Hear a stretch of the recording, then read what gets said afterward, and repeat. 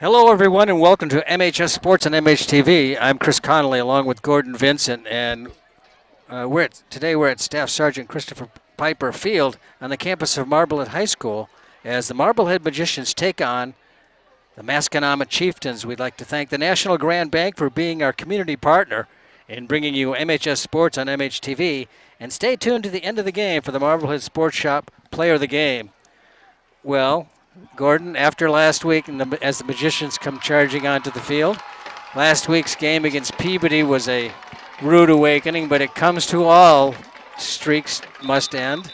And this one for Marblehead ended at 23. Now at 3-1 on the season, they host the Masconomet Chieftains.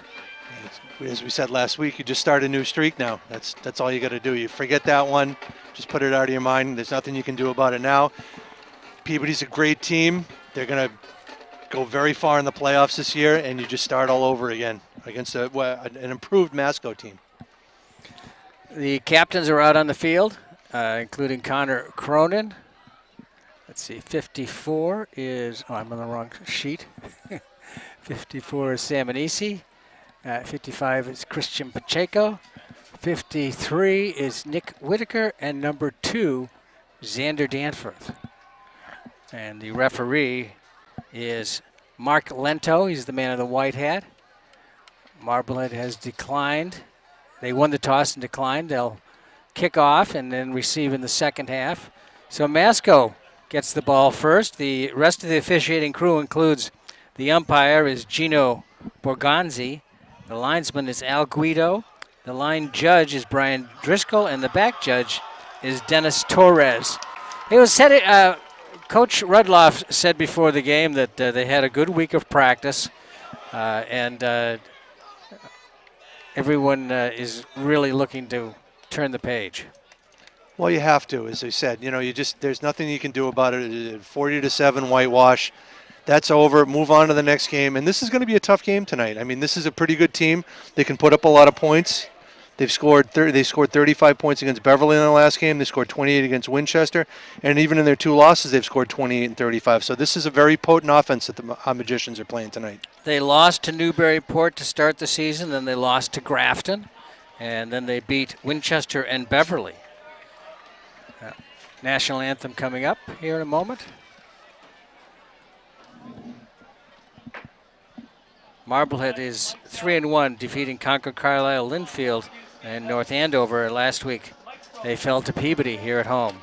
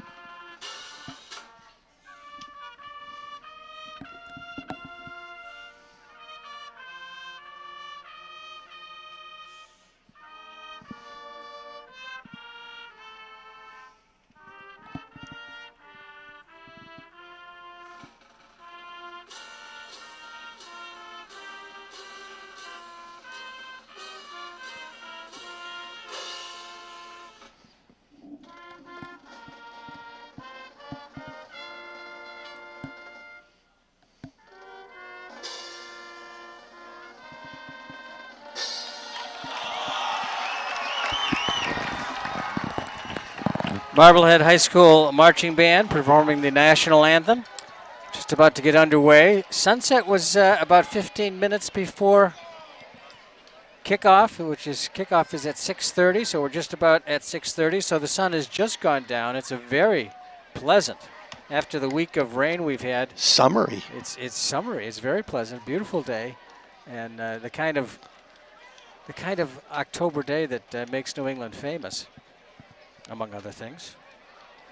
So Marblehead's journey to this point in the season, they're 3-1, Masco 2-2, and the point was made that both these teams are really in a must-win situation if they want to get to postseason. I mean, I think I saw. I looked at the rankings earlier in the week, and this was before the Peabody game, and I think Marblehead was ranked 9th in Division III. They're not going to get any points, obviously, for a loss, but their strength of schedule has not been what it was last year, so they're not getting the opponent's points. Yeah. So this is, for postseason purposes, this is, as you say, a very important game for both teams. And Masco already has 2 losses. So, and Marblehead wants to avoid that scenario, and they play Beverly shortly, and that's not going to give them any points, win or lose. Well, if they expected to beat a winless team, but it's a winless team, so there's no points there. Well, yeah, and I think Beverly's in the same division, so it doesn't really, they're not playing up. Watorny's kick bounces at about the 15s, picked up at about the 13. Returned by, it was number 5, Sam Nadwarney, a name we recognize. From the younger brother, I believe. Was it Matt? He and his brother, yeah. So Nadwarney's kind of their gadget guy. Here's the replay. We have replays back this week. Oh, good.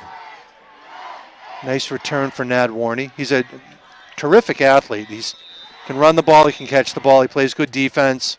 Kind of athlete you want on both sides of the ball. At the 30-yard line, Crew Monaco was there in on the tackle for Marblehead, number 18. A lot of 3-year starters on this Chieftains team. And a left-handed quarterback, so you know he's smart. He's one of them. And it comes to the near side. Marblehead's trying to stretch it out, but it gets around the corner and run out of bounds, and the ball was carried by Sam Nadwarney. As we say, he's a terrific athlete, got a lot of speed, jet sweep. Once he gets a corner, even though Marblehead did string it out pretty well, he was able to get around the corner and pick up a big gain. Here it comes from the top of the formation. Here's the handoff. Good block right there in front, just enough to contain the tackler. And he picks up about 15 before he gets knocked out of bounds. At the 44-yard line, 1st and 10 for the Chieftains. Matt Richardson throws it to the near sideline and out of bounds. Intended receiver that time was Tyler Gonzales. And I think yes. No, that's not the same one. Tyler McMahon is the one I was thinking of. Oh, the big tight end? Yeah. Now, he hasn't played in the last couple of weeks, and I haven't seen him out in the field yet. There was a rumor that he was going to be active tonight. I see him on the far sideline right about the 38-yard line. He doesn't look like he's coming into the game. He's a well-sought-after tight end, defensive end type. Yeah, I read it in one of the local. He's being recruited pretty heavily, yeah. Publications that he may be back tonight, but not yet. He'll jump into the neutral zone, but no problem. Handoff comes to the far side. Logan Thompson, the ball carrier, stays on his feet, dives for more, gets down to about the 45-yard line. Yeah, he got a first down after he broke that second tackle. It's kind of an odd handoff. I want to see the replay on this because it looked like he. It looked. Was it 9? It was Nadwarney. Look at the handoff. It's kind of he handed off with his left hand, which leads me to believe that his right hand is probably hurting him. Didn't Steve Grogan used to do that for the Patriots? Didn't he separate his shoulder or something like that so he could only hand off with his right hand? I don't remember that. So, yeah, Nadwarney had his shirt wrinkled in the back, so the bottom of the 5 was closing. So that's it looked what like you're going 6. with? That's my excuse. Okay, all right. So up to the 45-yard line, 1st and 10. Handoff comes off tackle to the left side. Gain of a couple. And as we mentioned last week, as well as Peabody's offense played, they weren't getting much between the tackles. Marblehead was pretty stout on defense between the tackles last week. That was Will Shannon who carried the ball that time. And Shannon he was their big back last week. I think he had about 180 yards or so. He was, I think, that same local publications player of the week. I think you're right. Coming to this side, good block and a hold, but it didn't stop Marblehead's defense as number 17, Chris DeWitt, just broke through the hold and got a hold of the runner and dropped him. Really terrific play, and you see the strength of DeWitt right there. It's the jet sweep again to this side, and watch him fight off the block. As you said, Chris, he gets held right there. and just look at the strength. He went right through it. Yep. Terrific play. Drop Nadworny for a loss of a yard. Third down, and they're back to the 45-yard line. 3rd and 10. High snap, handled well. The left-handed quarterback throws it down the field, overthrows intended receiver. Contact after the ball was. Yeah, that was McMahon. Yeah, McMahon, so he's in. So he was in. Well overthrown, though. Well covered, too. Here's the snap. It's a little, the snap throws off the timing maybe just a little bit, and the throw is way too high. But look at it's well covered. There are 4 guys right around there. A little bit of hitch in the throw there by the quarterback. Yeah, he's not the thrower we saw last week. Then again, I'm not sure we're going to see another one like that for a while. Cronin back to receive the punt. Stands at about the 10-yard line. The snap is slow under pressure, and it gets partially blocked. Don't drop it. You can drop it now.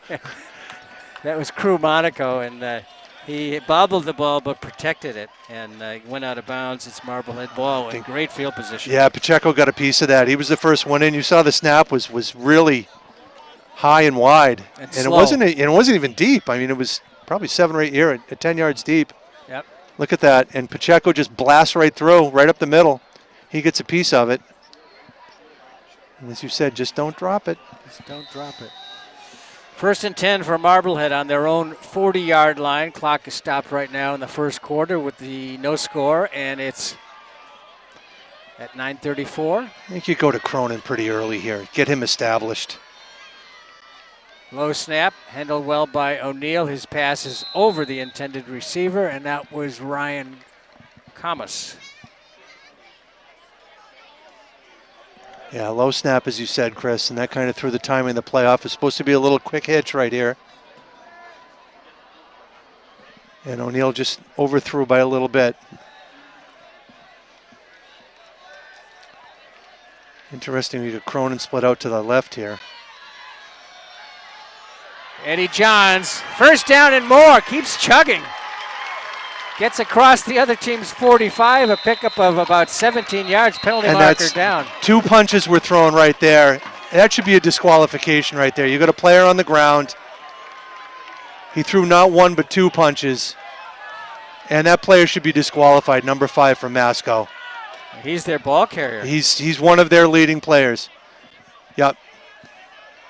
Not 1 but 2 swipes. And watch what happens here. Now, we can't. Obviously, we're going to focus on the ball. We're not going to focus on behind the play. But well behind the play, back at the 45-yard line, number 5 from Masco took not 1 but 2 swipes at the. And that's what the penalty's about. Yeah, and it should be. And I would be surprised if he's not disqualified. I don't see him on the field, so.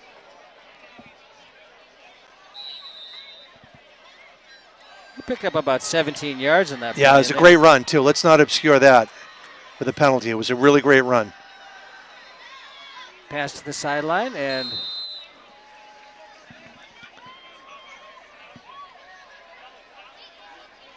Crew Monaco. No, Brooks Keefe, excuse me. Yeah, I think that really it was incomplete, Chris. If not, it was a, I mean, it's hard to see all the way over there, but. Well, I got the right glasses on this one. I do too. I don't know if he caught it. If he did, it was a short gain. Incomplete. The ball is at the, let's see, they're at the 27-yard line. 2nd down and a long 10. Handoff up the middle. Johns puts his head down. He's got good blocking in front of him. Another big chunk. And this is Eddie Johns. Right between the tackles. Low center of gravity. Hits the hole really hard. Actually, that hole was enormous. They just blew him. Yeah, they blew him right off the line of scrimmage here. But look at him. He's full speed when he gets the ball right there. And by the time someone hits him, as you said, he's going full 10 yards tilt down the field for a 1st down. Yep. All the way down to the, let's see. I think that's 17, yeah. 17-yard line.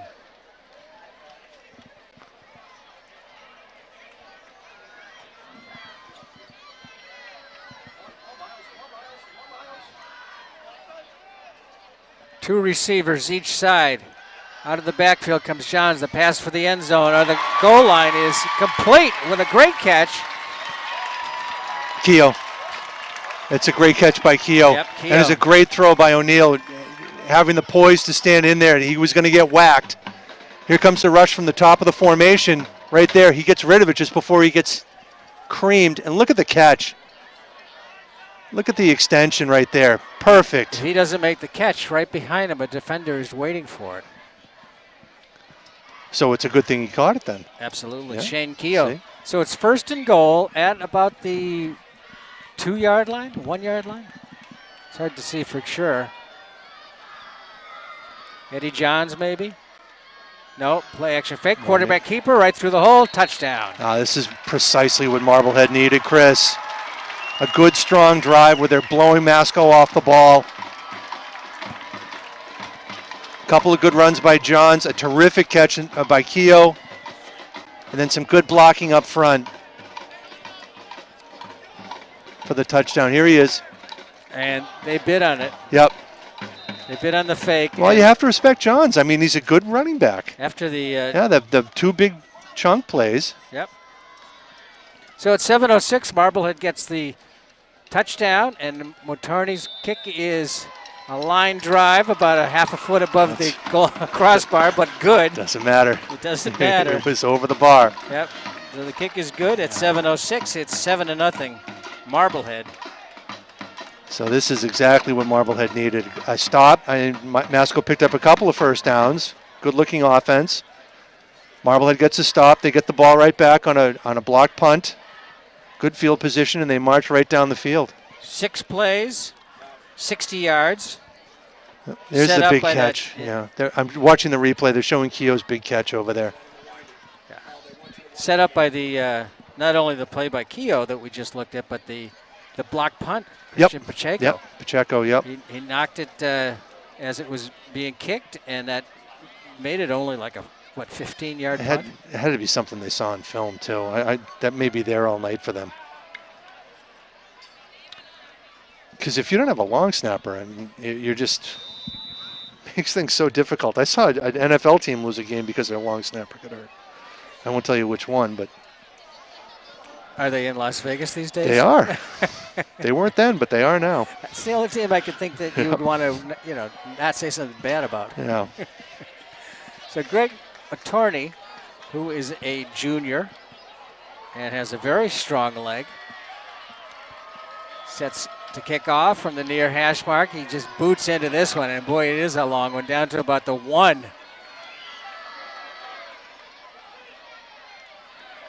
Looking for a hole that didn't happen.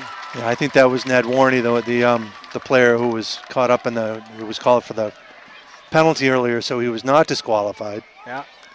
It's at they mark it at the 15-yard line. Good coverage right there. And a good high kick, too.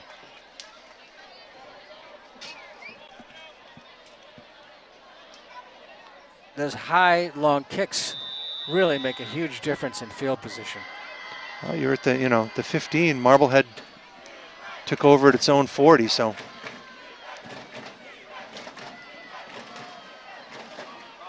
Counter play and nothing doing. Yeah, that's a terrific play right there. Counter play relies on deception, and no one was deceived. Yeah. Who's that in the middle? Pickup of about 1, a second down and pretty long. Yeah, here's the replay. Everybody stays home. Is that Ned Warney? Maniaci with the with the tackle? Yeah. 54. Looked like it. 54 maybe. Anisi, yep. For some room, and again, line play is really stepping it up. 72-17 for Marblehead. Jack Shansley. Anna Shansley. Yes, see. And Chris DeWitt. There's a design play. Here it is. It's quarterback keep. Anna Shansley was down low, and DeWitt got him around the shoulders. A gain of about 2 yards. So it's 3rd down and 7 for the Chieftains. They go wide, 2 receivers both sides. They're way spread out. Far receivers are both outside the numbers. 3-man rush. Richardson has some time, fires a long one. Cronin almost had it. He lined it up as soon as it was thrown. He knew that it was a possibility, but it goes incomplete. He just mistimed it a little bit. And if probably just as well that he dropped it if the last punt was there. Here's a drop back. A little bit of pressure coming from the top of the formation right there. That's Anna Shansley. But there were 3 black jerseys around the intended receiver. So 4th down and 7, punting situation. Let's see where Pacheco is. Let's see if that snap was He's number 55 right in the middle. Under pressure is high but not very deep. Cronin at the 49-yard line. Dancing about and then jumps forward and a penalty marker is thrown. What's the penalty for? If this Almost is a block always a block in the back. They're going to say a hold. Yeah, it looks like a hold. So they would have gotten the ball in better field position than the interception, but they're going to mark it. Well, they'll get it about the same spot. About the 40, maybe the 39. Looks like more like dancing than holding. Here's the punt. And you'll see the hold coming right at the... right there. Yeah, that's right at the 45. Okay. That's where the flag went down. Yeah, that's a hold, right? Yep. So 1st and 10 for the Magicians and their own 45-yard line, leading 7-0 with 5:04 to go in the first quarter. 3 receivers to the near side. Cronin comes out to Cronin. He's got the ball, cuts inside, cuts back outside, slips, stays on his feet, avoids a tackle and picks up another 3 yards. He just danced around Will Shannon. Now there's the penalty yardage back and then some. Yep. It's a long throw too for O'Neill. You got to have a strong arm to make this throw. Good blocking out in front too. Here's the replay. It's become a Marblehead football staple play right here. Good blocking right there. 1st and 10 from the 40-yard line. Eddie Johns changes direction, cuts it upfield, puts his head down, pushes forward across the 30 to about the 28-yard line. Nice. Johns was having a stellar game. Yeah, it's a good decision here. The play was supposed to go to the left. He saw the hole to his right, and he cut back. Saw a lot of daylight to his right. Watch this. Johns shotgun is snap. right there. There Yep. gets the now ball. Watch. Yep, makes a little alteration right there, and he's got a lot of daylight. Another 1st down for Eddie Johns all the way up to the, let's see, is it the 28-yard line? Looks like it. Call it the 28. I'm going to take a shot here. I think this team can be beaten deep. Johns again with the pitch to the outside, dances inside and falls forward. It picks up about 4 yards on the play. Thing with Johns is the acceleration. As soon as he gets it, he just shifts right into that 5th gear and goes. There's no hesitation whatsoever. Watch this. Watch it. He gets it and right up the field. And he spins and falls forward for another couple of yards. That's what we always talked about with good running backs, is they find a way to fall forward for a couple of yards. Now that's one of your passes there, a little short pass. Cronin. Yeah, it's going to go for passing yardage. But it might as well be the same as a jet sweep. It's Cronin coming across the formation. And O'Neill flips it to him. You see him in motion, a little flip. That's a forward. That makes it a forward that is a pass. Yeah. And he cuts it upfield. Yeah. Good manageable 3rd down here. 3rd and about 3. They're at the 21-yard line. 3rd down and 3. Johns gets the call. He puts his head down, and I think he's a little short of the 1st down. Yeah, I think he is too. Maybe about a yard and a half. They put it inside the... Maybe a half a yard. Inside the about the 18. Yeah, 4th and a half a yard. That was a pretty good mark. You got to go for it here, right? Yeah, Not absolutely. Even a thought. And it's interesting to see how the defense is spread out. There's a lot of room in between the safety and the corners.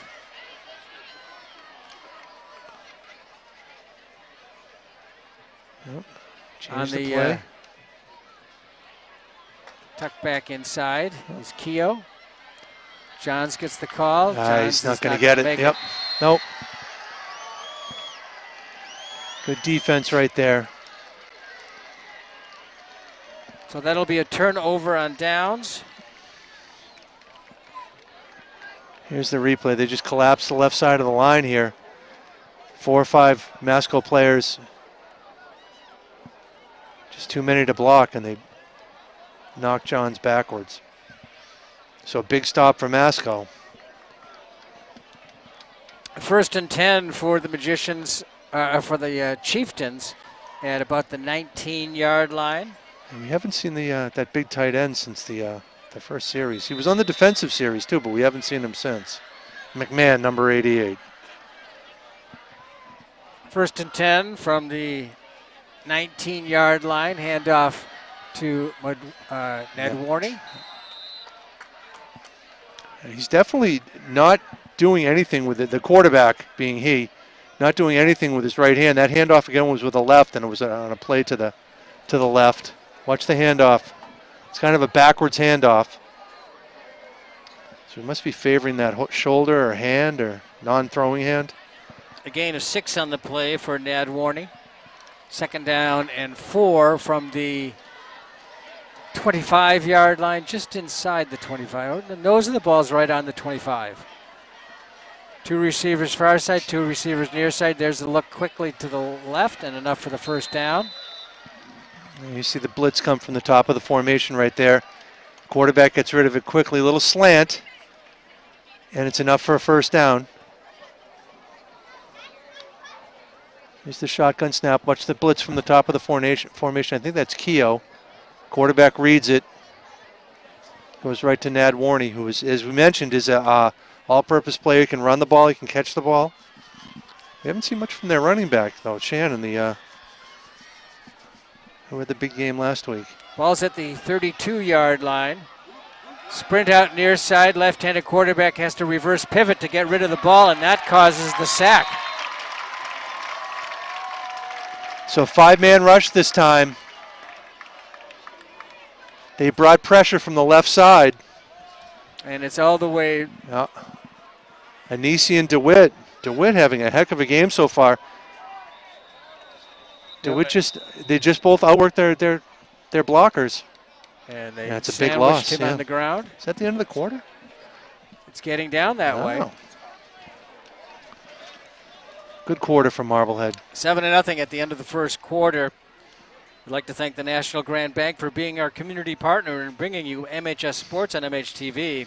We'll be back with the 2nd quarter right after this, so stay with us.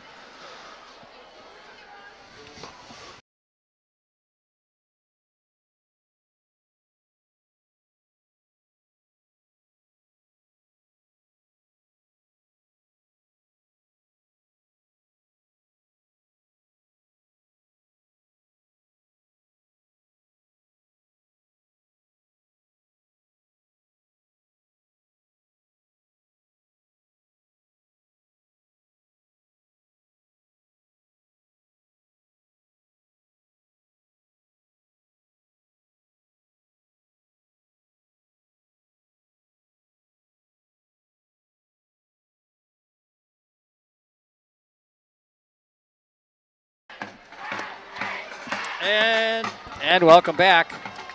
12 minutes on the clock right now for the 2nd quarter. It's 7-0 Marblehead. They scored on their first possession, a 60-yard drive in 6 plays. They ended the 1st quarter with a big 10-yard sack of quarterback Richardson, Matt Richardson, left-handed quarterback, sprinting out to the right, which caused him to have to reverse pivot. Yeah, I thought he was going to throw it for a minute. The only place he could have thrown it would be down the near sideline. But he never even looked over that way. No. Yeah, if he had released it, it would have been. And that's pick 6. Yeah, well, I don't know about a pick 6, but it's the cardinal rule, right? Never throw it back across your body toward the middle of the field. Yep, and that's why he had to reverse pivot so he could, and that slowed him down, and the Marblehead defense just closed in on him. 2nd down and 21, so it's An 11-yard loss. Screen pass, pass, and here comes the defender. Hits him hard in the helmet, and that he didn't aim for the helmet. He just sort of bounced off the shoulder pad and the helmet to helmet, but not a spearing. And here's the screen pass, yep. Set up. Yeah, you usually like to have that wall of blockers out in front. He was just kind of out there by himself, the receiver. Shannon was here, break some tackles. Speed was good for Marblehead, too. Yeah, they closed very well on that play. They're up to the 24-yard line. Third and about 18 here, 19. Third and 19. Two receivers both sides. Single setback next to Richardson, lefty. Now is forced right. Can't throw it. Across his body, back across the middle. That's what happens. It's very hard to control that pass when you're running the opposite direction. Like a right-hander can roll right. Yeah, and left-hander should roll left. You have to plant your feet, and he didn't do any of that and threw back across his body. And he was lucky it wasn't picked off. He was very lucky it wasn't picked off. 4th down and 19, another punting situation. And then we get a good view here of the Marblehead defense. They've put pressure on the passer, or the punter each time. They blow right up the middle, and it's a penalty marker's thrown, and a very high and short kick. It hits at about the 40 and takes a Masconomet roll to about the 44. What's the penalty for? Don't know. It was right next to the punter. They didn't rough the punter, did they? Holding on Masco. I think you want to take this one. This one will be declined. Yeah. You're not going to get much better field no, you're not. Than this. I mean, maybe set up a return for Cronin, but. So Marblehead will have it after the short punt and the decline penalty. It's kind of a pop-up punt. Oh, they're going to step it off. Oh, they are? So would they give him another 10 yards on top of where the ball was downed? Yep. All right, works for me. So Marblehead takes over 1st and 10 at the Masconomet 34-yard line. Eddie Johns gets the call. It's grabbed in the backfield. There's that McMahon. Defensive end. He just recognizes a play early. They figured out who Eddie Johns is now, haven't they? Yep. And watch him at the top of the formation. He comes down. He's waiting for him. Yep. He went unblocked. At the 34-yard line, no gain. 2nd down, 10. Keogh and Denbo to the far side. Almost to the near side. Here's the screen to Johns. Johns gets it, cuts inside, stays on his feet for a moment, and then falls forward to about the 35-yard line. All that, it's going to be a loss of 1. Actually lost a yard on that one. Yep. O'Neill tries to look everybody off to the left, then he comes back to the right. And they're on that. They being Masco. But they're keying on John so much. It wouldn't be a bad idea maybe to play action fake with him. I just like play action fake. It's a great term, isn't it? Yeah. It's a good football term. O'Neill fires it long and deep, has a man, and it's just past his fingertips and hit him in the fingertips, and Ryan Camos could not hold on to it. He extended as far as he could. He had a couple of steps on the defender. He's down at the bottom of the formation. He runs a post. You see him at the bottom of the formation. He runs a post. Which means aiming toward the post. Right, going toward the post, yeah. Pass was just slightly beyond his reach. Goes as an incompletion, but it tells you something that he's able to get open deep. Cronin to the far side along with Denbo. 4th and 11. In the slot will be Shane Keogh. Good protection, good protection. Well, and it breaks down. He's still got the ball. Still loose. He looks to the end zone. Has Keogh deep. Yeah, out of the back of the end zone. Bounced out of his hands, Yeah. incomplete. Yeah, I don't think he would have come down in bounds anyway. Nice job by O'Neill to keep things alive, though. He was down a twice. couple times. Yeah. Just had a little bit too much on it. The drive stalls. Yeah, watch. Now the protection is good at first, then it breaks down a little bit here. I thought he was down here.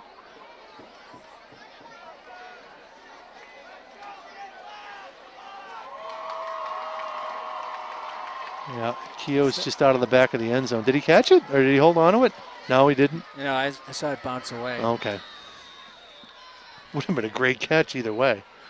So it's 1st and 10 now for Masconomet at the former line of scrimmage for Marblehead, which is the 35-yard line, which that possession was, that particular series was a -1 yard. Up the middle, Shannon, maybe? No, I couldn't see. There's a mass of bodies over there. Yep, Shannon. Did well to get a yard out of that. It looked like he was stacked up in the middle and he kind of bounced it outside. Pickup of 1. It's up to the 36-yard line. Watch the scrum in the middle. That's a good name for it. It was a scrum. I know terms. Rugby I terms. never said you didn't. 8:29 to go before halftime. It's a 7-0 Marblehead lead. Nice crowd tonight. It's a perfect night for it. Oh, yeah, it doesn't get any nicer in No. October. Tight formation with one receiver to the far side. Handoff on sweep, and he's not going to make the line of scrimmage before being brought down. And Cronin in on the tackle along with Chris DeWitt. Loss of a yard on the play.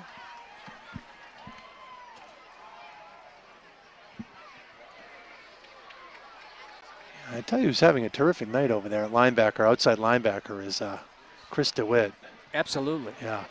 We said his name a few times, and probably a few times we should have said his name. He seems to be in on almost every tackle on that side of the field.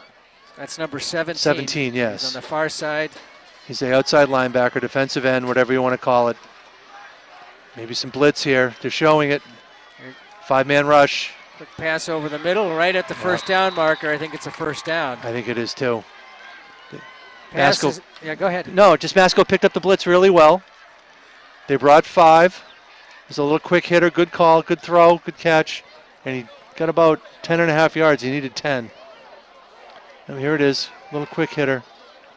Max Connolly gets taken down. I think it was Cronin that got him. How about this quarterback? Because he's tall and he can see over the line.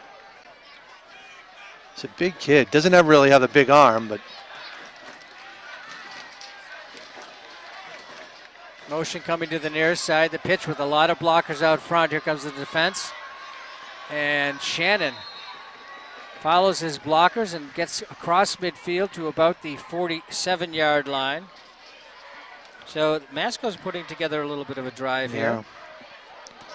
Watch it, it's a toss to the left. Monaco reads it really well. Number 18, watch him come up from the formation. He just slips right there. If he doesn't slip, he probably makes the tackle. He's one of the safeties. Pickup of about 7 on the play. 2nd down and 3. Second quarter action. Clock rolling down to 6. Illegal procedure called That'll help. Before the snap. Yeah. Some movement there. Step off 5 yards, so that makes a 2nd and 3 to 2nd and 8. And the ball is on the Masconomet side of the field again at the 48-yard line.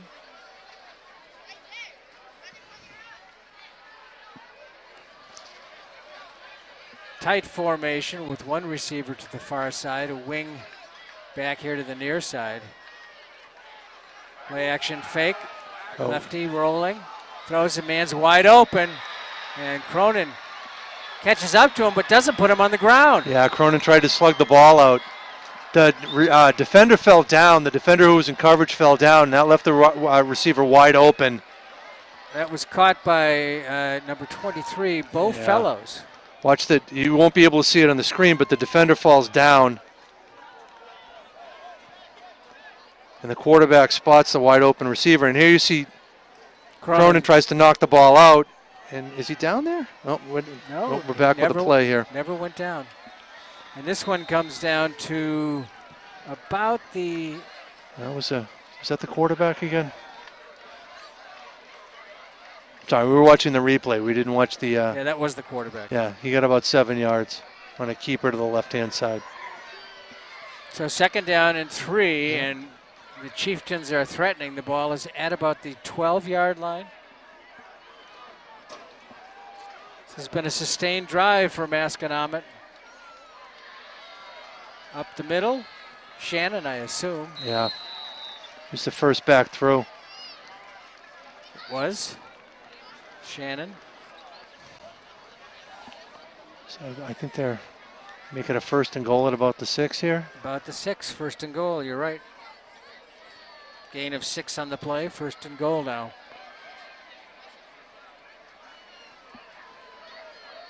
Two receivers to the near side, wing to the far side, Shannon next to Richardson. Richardson keeps it, looks to go up the middle, and the hole closes quickly. Yeah. Ball come out? People are reacting like the... We got a stoppage here. Oh, the 4-minute warning. Is it 2 minutes? No, the 4-minute warning now. Is it a 4-minute warning? It's a 4-minute warning. Is that official? I don't know. He held up 4 fingers and said 4 minutes and then wound the clock. So. Okay. So it's down to the 5-yard line, a gain of 1 on the last play. 2nd down and goal from the 5-yard line. It's inside of 4 minutes and the clock rolling down to 3:40.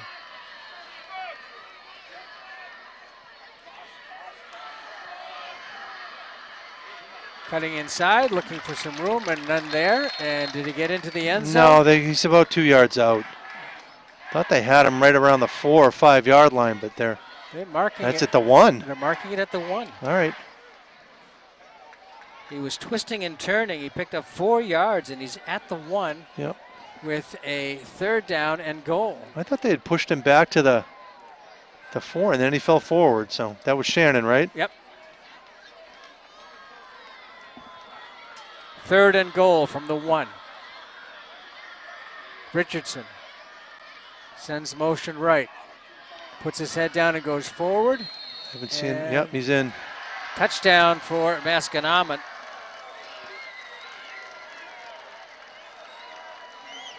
Comes with 2 minutes and 40 seconds. Clock did not stop on the goal on the touchdown, but it says here's 2:38. Just the quarterback sneak. He goes between the center and the guard. Big quarterback. All he had to do was fall forward. Looks like they're going to go for 2, Chris. Or they're going to kick it. Yep. No, I saw the quarterback in the... Is that 45 to kick? Cooper Easley. Soccer style kick, and it's nice, strong, and right down the middle. When's the last time you saw a straight ahead kicker? Was it Lou Groza? I saw him in person. Soccer style. I bet you did. Lou the toe. I remember, didn't one of the Gogolaks was the first soccer style kicker? Yeah, no, Yanni Gogo. That was a movie. Wow, that was a movie. The whole 9 yards. Exactly. Yanni Gogo. Which had nothing to do with football. No. What were their names? The Gogolaks. Pete and Charlie, I think. Right. And the Patriots had one of them too, didn't they? Elmer Gogolak? Not sure. And there was a lot of derision about, this will never work because, Americans have their they don't have soccer. Enough power in their legs. Exactly. These little Europeans. These little European guys with funny names. All kinds of vowels in their names. Not so. No, it kind of worked out, didn't it? I guess so. Soccer style. Soccer style. I may never live that one down. No, you may not. There's a lot. Soccer style kickoff right there. Yeah. Picked up by Cronin. And Cronin is wrapped up at about the 27-yard line. And there's more extracurricular over here with Johns and somebody who's twice his size. So bravo for you, 23. Way to go. They're 23? They're 23. He's trying to wrestle a guy half his size down to the ground. 30 yards away from the play. It's the 28-yard line. And the clock is at 2:32 with a tie game now, 7-7. And 3 receivers to the near side. Tight end far side. Quick pass in the flat. And a gain of about 7 yards maybe. And Ned Warney wants a call for a block in the back, but it was clearly from the side. It was Owen Barrett. No, That was excuse me. Camus. Sorry, yeah, Ryan Camus. I was looking at the wrong. There's the pass to the far sideline, and it's Keogh for the first down. Tackled 5 yards out of bounds, and there's a flag. So we're going to tack on 15 more onto that. That was to Cronin. No, Keogh. Keogh, yeah. I said it, Keogh. Yeah. And that's up to about the 39-yard line. Yeah, it's a personal foul.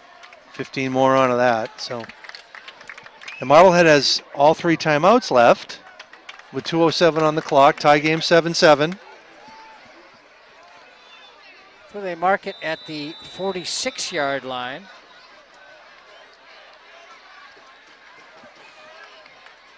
Some of this might be the fact that Masconomet has lost 4 straight to Marblehead.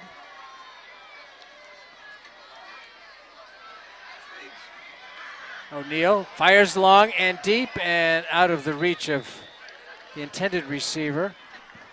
Good coverage. Camus. Yep, good coverage. Cornerback with safety help. Again, it's a post pattern. I followed the ball and it looked like O'Neal was about to get crunched. Yeah, he had to get rid of it. I think he's got his hands on his knees. I think he absorbed some punishment on that one. Second down and 10. 2:02 on the clock. Quick pass to the near sideline, complete to Camus.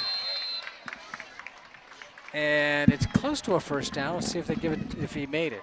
He needed the 35. No, not even close. And it's so it's third down and 3 from the 39-yard line. Handoff up the middle goes to Cronin, and Cronin is stopped. Yeah. After a gain of about 2. A rare carry these days for. He doesn't get the ball. No, he doesn't, because he draws so much attention. Yeah. So no gain on the play, 4th down. 4th and 3. Clock rolling. Buck 34. Cronin, Keogh, and Denbo to the far side. Whistle. Masco timeout. Masconomet, yep, takes the timeout. With 1:24 to go. Tie game, 7-7. Masconomet this is the type of a game I anticipated just from what I've seen of Masconomet over the last several years. I can't remember seeing them. I don't have any recollection of seeing any of their games. I know I've never covered a game, even when I was with the Item, I never covered a game up there because I think they used to play on Saturdays until they had lights. And they were always in the Cape Ann League. I mean, they just joined the NEC, what, 4 or 5 years ago? Mm-hmm.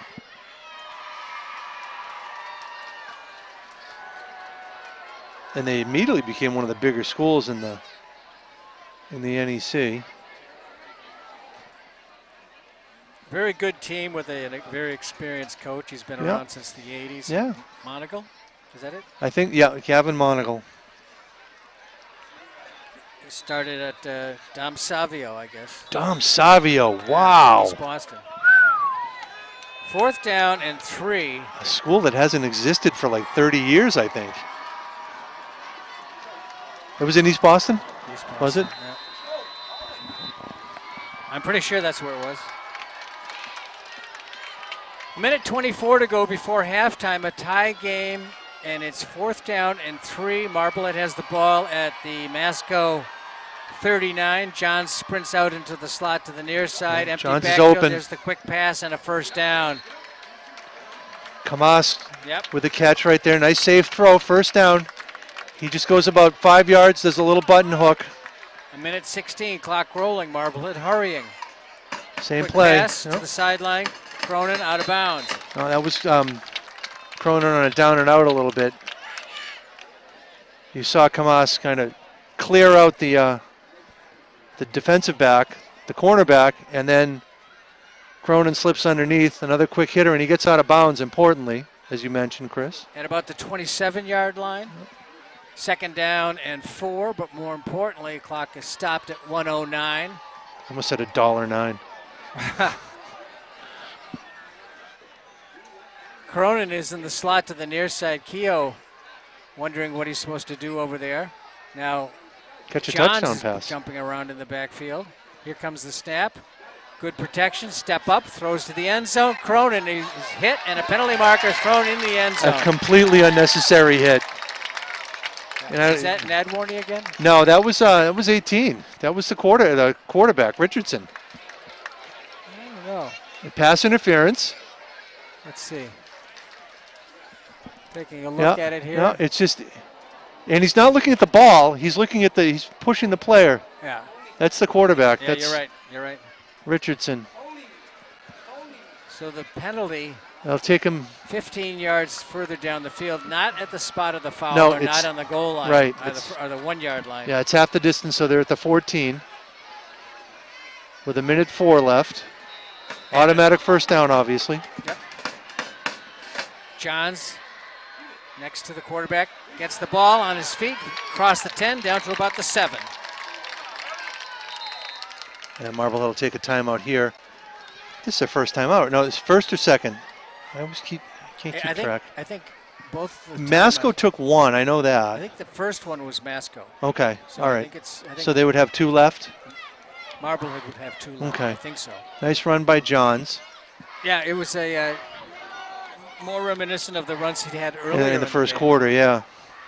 And they spot the ball at about the inside the 9. We'll call it the 8-yard line. I'm gonna wind this a little bit. And a gain of 6 on the play by Johns. 2nd down and 4. They wound it down to 52.8. Official clock is Kept on the field kept on the field, and by the officials, as we learned last week. yes. So it's at about the 8-yard line. No, excuse me. Yeah, about the 8-yard line.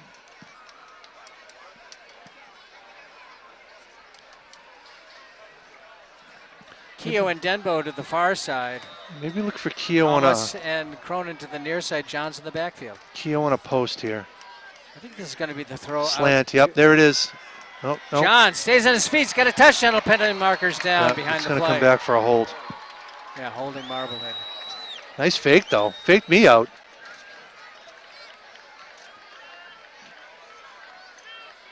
Yeah, there was a hold right in the middle of it.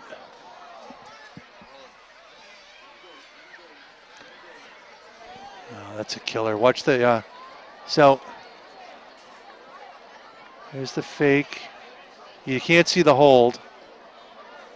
Trying to take off Johns' jersey there, too. So back to the it's from the spot of the 13-yard line. Spot of the foul. 5 yards back, so it's at the 18. At the 18. Yeah. Johns switches off to the left side.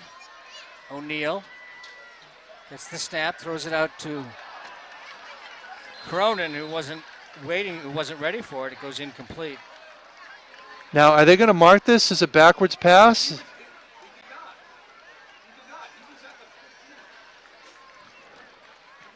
I don't know if they're going to mark this as a backwards pass, which would mean it will be marked where it went out of bounds, which is exactly what's going to happen. A lateral. And it goes out of bounds at the 25-yard line. That'll get you. See, all right, here's the shotgun snap. Now, so he's standing at the 19, and the ball hits at the 19, and they mark it at the 20 or 25.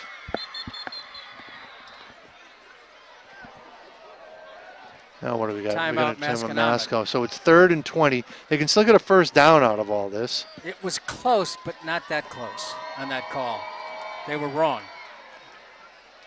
I think it hit right at the line of scrimmage. Which is, it hit right where the quarterback was. He was standing at the 19. Right, yep, and the ball hit at the 19. Here it is. Okay, all right, so he was at the 19. Throws it. Where's the ball hit? I'm sorry, the 24. Exactly, 24, and it hits at the 24. And it goes out of bounds at the 23 and a half. It doesn't really matter because if it wasn't backward. Right, it's an incomplete pass. An incomplete pass. So they blew it. Bottom line, you blew it. So the bottom line is they blew it.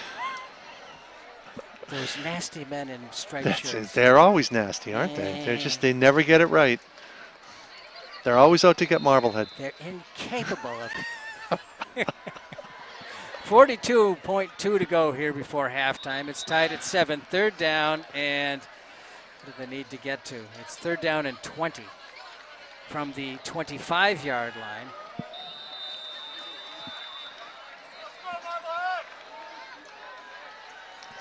Cronin in the slot to the near side, and inside of him is Keogh. Keogh races to the end zone. O'Neal fires, and it's intercepted into the end zone after it was bounced out of the way. Down the sideline, Richardson. Richardson is knocked down and out of bounds. So it was tipped, and it should have been picked right around the 5-yard line. And then it bounces into the hands of Richardson, who gets a nice return. From the goal line. Yeah, here it is. See, now. First tipped by. He throws in a double coverage. It gets tipped. Richardson grabs it at the goal line. A good run back by Richardson. He didn't just all-out sprint. He stayed behind his blockers, gets it to midfield. Oh, he's a smart player, so. So he returned it 50-plus yards. So we have 23 seconds left. We have Masco with 1 timeout left.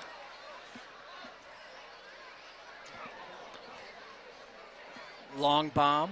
They have 50 yards. I don't think he's got the arm to get into the end zone, to be honest with you. Well. Maybe one of them hook and lateral plays, Chris.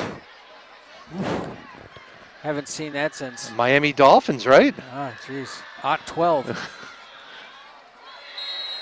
Out of bounds. Nice little bit of a. It's to Owen Barrett, who is one of their primary receivers. Hasn't really made a mark on this game yet offensively. It gets him about 8. One of their captains gets out at the 42-yard line, a gain of 8. He might have the arm from here. Of course, Marblehead playing prevent. Nobody gets beat behind you.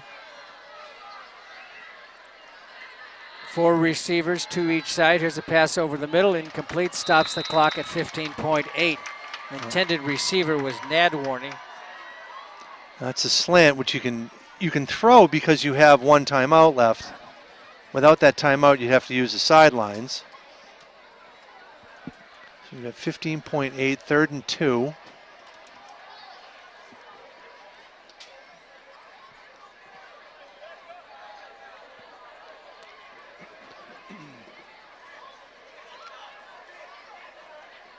I think now's the time they got to go long. With 15 point, 3rd and 2?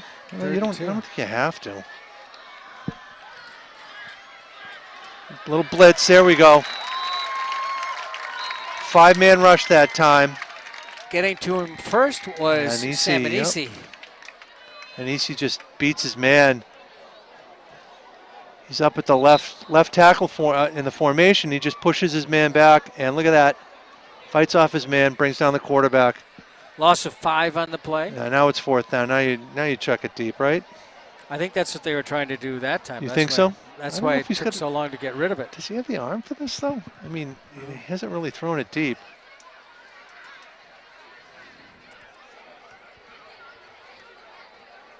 Remember, Marblehead did that hook and lateral, and Danvers once. That's right. It was a YouTube sensation. It was I think it was Brian Daly. I don't remember who threw the pass. I remember Brian Daly.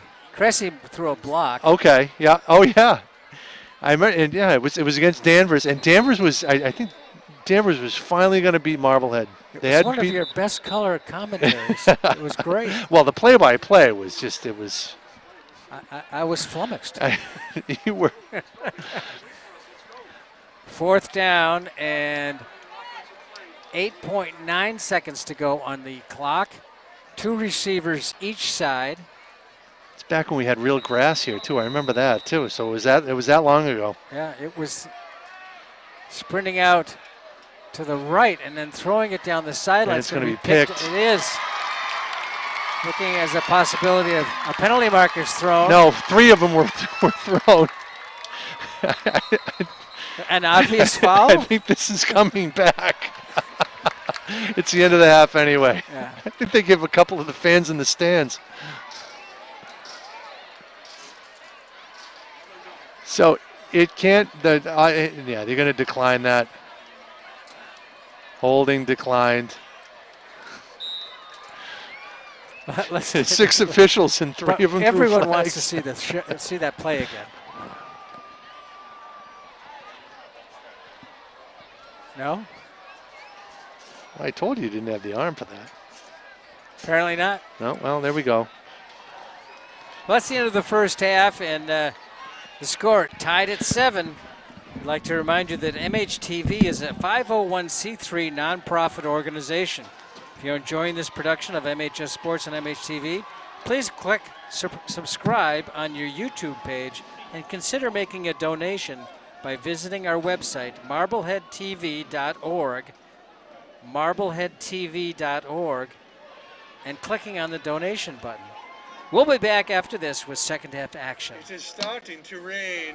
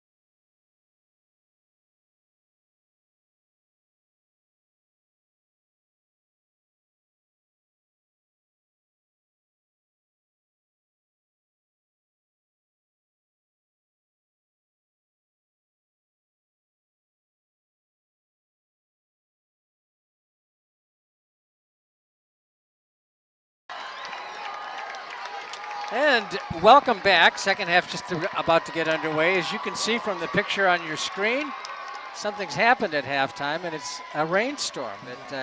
My weather app says sunny the rest of the day, even though sundown was an hour and a half ago. Well, you have a lousy weather app. So we've got some weather, but let's take a look at the highlights from the first half. The first one will be the Marblehead touchdown. Quarterback fakes it to Eddie Johns, and Miles O'Neill goes in for short yardage. The extra point was good by Attorney, and then tying it up in the second quarter. Pretty much the same play. Yeah, quarterback keeper that time. And this is the final play of that first half, the one where... And watch for all the yellow flags. Yeah, exactly. There's a long a sprint out right. Left-handed quarterback, yep. And something there. Oh, that's one block. Is that the one? That might be it. And then a pitch back. That was Xander Danforth who had the ball and was pitching it back, but the penalty marker had already been thrown, and the block in the back was, I assume that's what it was. If that had been a touchdown, it would not have counted. Correct. After the interception, the penalty was on Marblehead, but time had run out, so the penalty was declined, and the half ended at 7-7. And then the rain came. It was raining about 5 minutes ago. It was raining a lot harder than it is now. Coming down pretty good.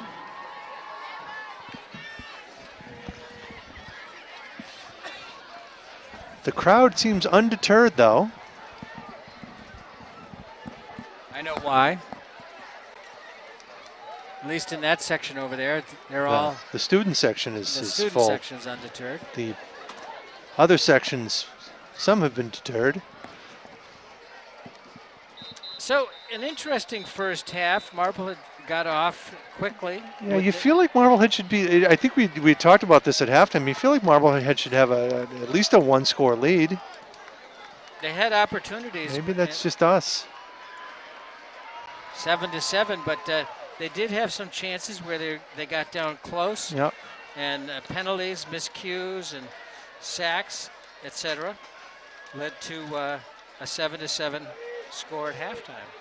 You had that chance right towards the end of the half, in the last couple minutes of the half, where you feel like you could have gotten closer, and then they had they had a touchdown actually taken off the board with a holding penalty.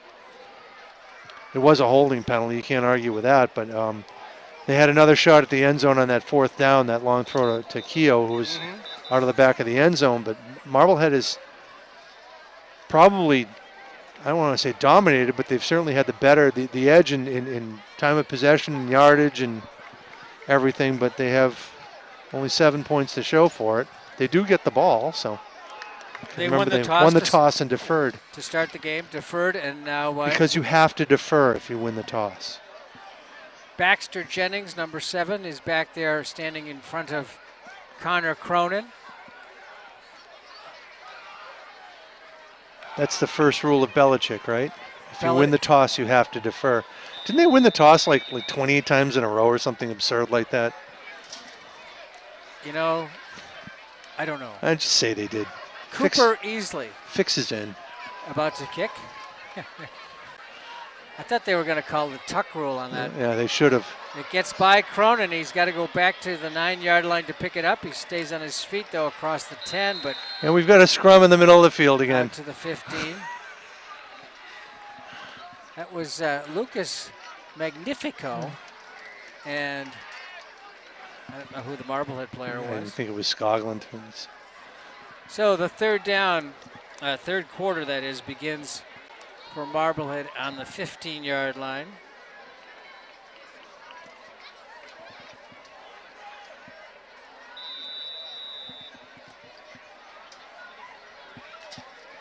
Ryan Camo split to the near side.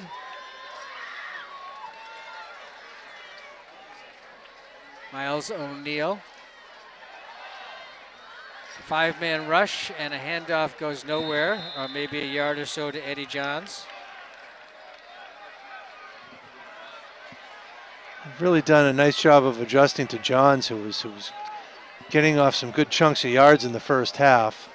Picked up about a yard, maybe a little bit less. Yeah, just a big pile right in the middle. Keogh goes to the far side. Two receivers both sides. O'Neal, flat pass to the receiver coming back. He gets up to about the 19-yard line. It's number 68 for Masco is all kinds of fired up here. Samuel Alvaranga, he's made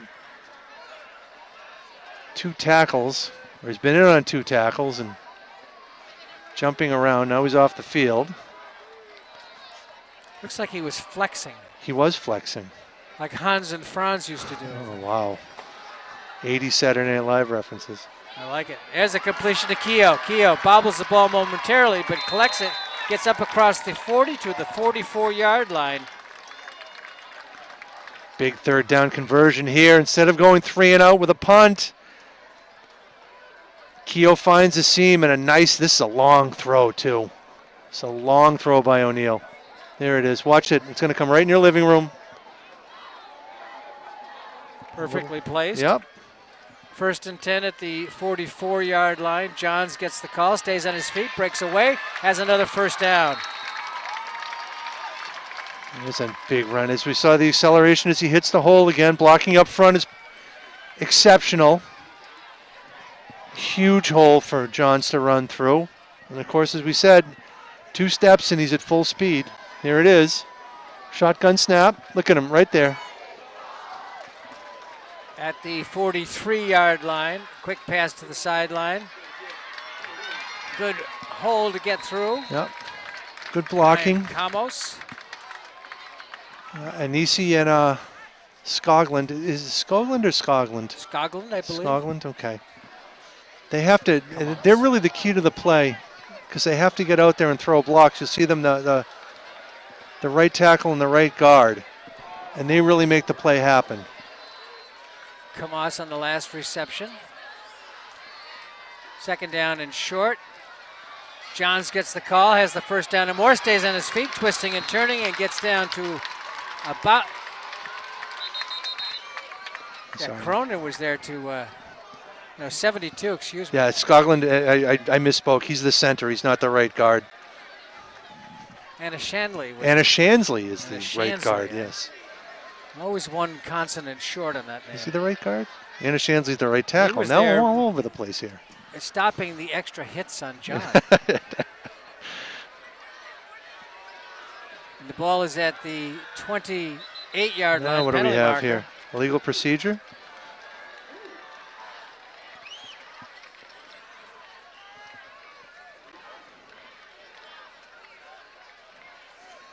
Well, the referee certainly believes he's right, and he's the one with the flag, and he's the one who's going to march off the yardage, so he's going to win the argument here. Mark Lento, our referee this evening. So that makes it 1st and 15. And they marked it back to the 34-yard line. Maybe the 33. Nice run, strong running by Marblehead's number 49. Banis. Yeah, Bernardo Banis. Bernardo Banis, he's a load and a half. Yeah, sure is. I mean, we've seen a couple of carries. This is his best one of the year. Yeah. He got into the game last week a few times. Yep. He is a terror to bring down.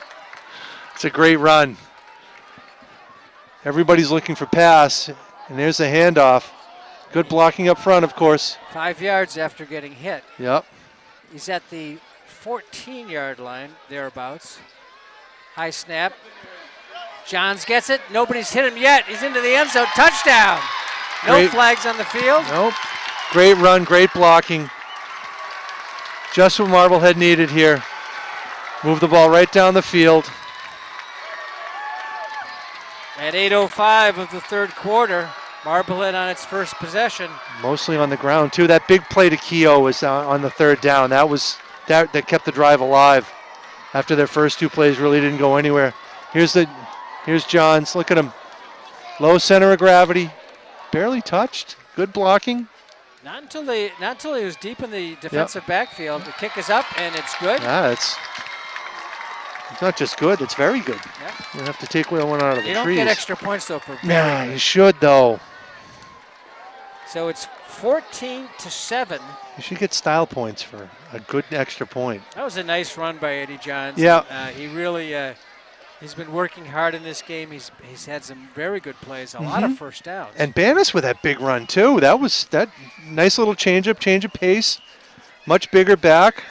It was an 85-yard drive in 9 plays, capped off by the 14-yard touchdown run by Eddie Johns. Yep, here it is. Yep, look at no one's huge touched hole. him yet. There, he breaks that tackle. He breaks that one. He gets hit at the 5, and the next hit, he's already in the end zone.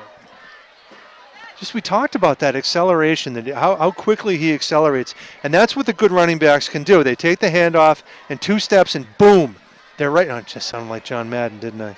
Wow. And just can I have a ride home in the bus? Sure you can. We're not going to go very far. I'll drop you off at the Glover School. How's that sound? That's where you have to park it, though, right? Doesn't it? Aren't you putting like paintings of us, you and me and John, on the bus? And yeah, well, there's plenty of food too. The turducken. There you go. 8:05 to go third quarter. Kickoff by Motarni is into the end zone, 3 yards. They're going to run it out. And it closes down on the runner at about the 25-yard line. Ooh. Comes away with the ball, and they're saying no. DeWitt came away with the ball. I didn't see. I didn't see anybody go down.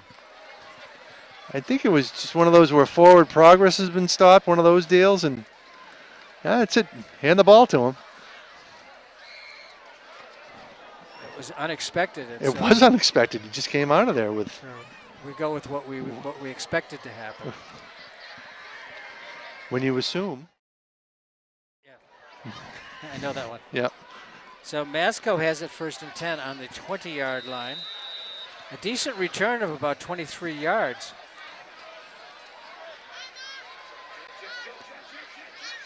Comes the handoff to the near sideline. Running back's got a lot of steam. Rolls his head down and slams his head into the helmet of the defender. And that's what makes the jet work, is you've got so much speed coming in motion that way. If you can make the corner, you can get a good gain. Good blocking out front. Gain of 11. 11, yeah. 1st and 10. And that was Nad warning. Gain of 11, 1st and 10 on the 31-yard line. Double wing here, Chris. Wow. It's a jet to the other side. Gets around the corner just a little bit. Picks up a few. Cronin really kept that from being a much longer gain. And here it is, the jet to the other side. They line up in a double wing. Is that Barrett? Yeah. Number 3, yeah. Again, Masco with all kinds of athletes at the skill positions. Yep, there it is right there. And watch Cronin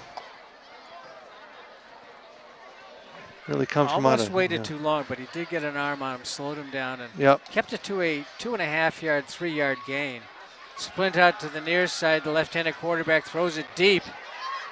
And it's going to be a penalty. It will be a penalty, but the ball was beyond it. Yeah, he wasn't going to catch that, but it's touch happened. It's a pass interference. A penalty.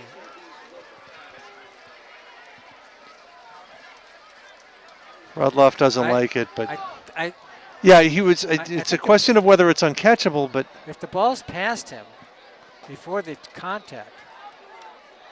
All right, let's look at it here. No, I was wrong. He was right just before. It was close. It was. I think. Yeah. So the penalty it's moves. a legitimate penalty. Yeah, I agree. Up to the 49-yard line. 1st and 10. Clock stopped with 7:13 to go. At least they ran the quarterback to the throwing arm side this time. Pushing forward, and they got him high, but they didn't. They get him low, yeah. Should have been a 2-yard gain. Shannon kept going and made it a 5-yard gain. And this is a good back. I mean, he's strong. Yep. Pick up a 5 on the play. Ball is at the 46-yard line on the Marblehead side of the field. I like the huddle, too. It's the old Kansas City Chiefs huddle with the linemen in the front and the skill position players in the back. I like it when the quarterback will like take the top of the helmet of the center there in front of him, and use it for emphasis, as he's saying. You got to get down the field. Completed pass to the near sideline, the far sideline, enough for a first down. Just a quick out to Barrett. And moves the chains to the 40-yard line. Gain of 6 and enough for the first down. Good response by Masco here. Here's it, just flicks it out. Barrett right underneath the numbers.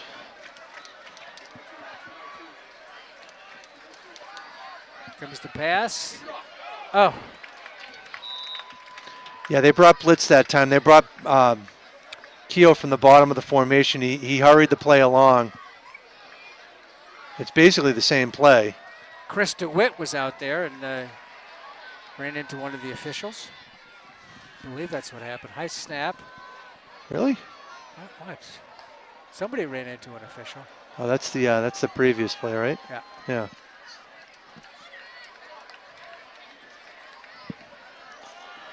The person with all the pads on usually wins those collisions, right? Usually. Oh, here's a double wing again. I love this. Jet sweep. Nope, they fake it. Quarterback is. Oh. Okay, so that was. There was linemen I downfield. don't think that was designed. Yeah, there were about 3 of them down there. They've been calling that more in the NFL this year, too. If somebody's even like 3 or 4 yards down the field, they call it. And I think that's what Rudloff is arguing about. Oh. Gain of 4 on the play. Hope the microphone didn't pick up that one. 61-54. They're all down there. They're down. A gain of 4. He disagreed. Linemen are not supposed No, they're not. They're not supposed to be more than 3 yards down the field. And here we go. Throws back across his body. It's complete to Nadwarney. Yep. And I'll bring up a 4th and 2. Pick up a 4th and 1. 4th and 1. Pick up a 4 on the play. Maybe I mean, the defense is right there. It is a nice job of Nadwarney to hold on to it. Yeah, he got 2 of them on top of it. Right. And it was well timed here. Here's the, so he pump fake, then he throws back across his body. And he was falling back when he Andy. threw the ball. Andy? Oh, who's Andy? I'm at a loss for words. Oh, he's got it. First down by Richardson. I'm going to stop saying shotgun snap because every snap is shotgun now. Every level of football, I think. I don't think anybody goes under center anymore. Does that mean I can't say soccer style? Soccer style kicker, you can go with that. All right. It's at the 27-yard line. And with 5:18 to go here in the third quarter, a 1st and 10 for the Chieftains from Masconomet. And they're putting together a pretty decent drive. Started back on their 20-yard line with a kick return from 3 yards deep in the end zone. Marblehead's got to stiffen on defense here. Aiden Tardy with a big tackle right there. Read it well, fought off him in, and wrapped up Nadwarney.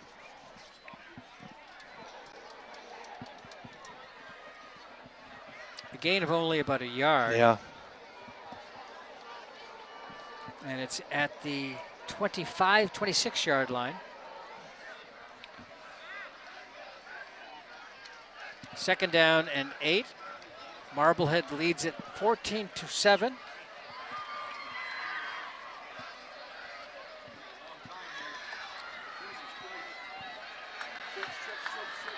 Second and 8 from the 26-yard line. Richardson. 3 receivers at the Quick top of the throw. formation, yep. He had to pump it once. Stretches it out. Looks like he's got more than enough for the first down. Yeah, he did a little spin move that bought him the first down right there. Looked like Marblehead had him pinned in and knocked out of bounds. Was it Nadwarney? It was Nadwarney again, yeah. He's tenacious. He, that's very well put. Yeah, it looks like they have him here, and he spins away. And he was already out of bounds when he made that dive. Was he? Yep. Did they give it to him? I'd have to look at it again. Incomplete. We got a flag, we got a hold on Masco. I just wonder what the odds are if you take this. Would you rather have the down or the distance? At this point, distance. The distance? Yeah.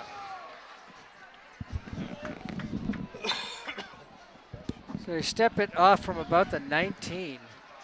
Oh, it's from the spot of the foul. To the 30. Hello. Then you definitely take it because they have to get to the 6-yard line. So it's first and 24.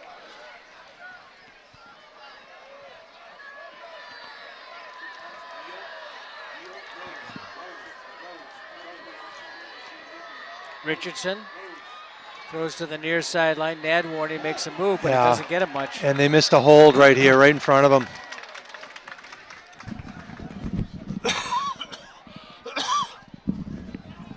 Barrett looked like he grabbed the cornerback's jersey. Watch on the bottom of your screen. This is the bubble right here. My father used to call that a cloth block. He's still fixing his shirt down there. A gain of 1 at the 29-yard line.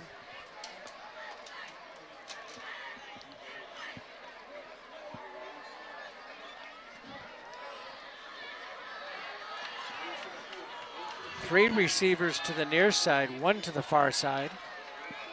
Looking left, or looking right, that is, puts it up in the air. Good defensive work. It was good defensive work. It was, that was Brooks Keefe.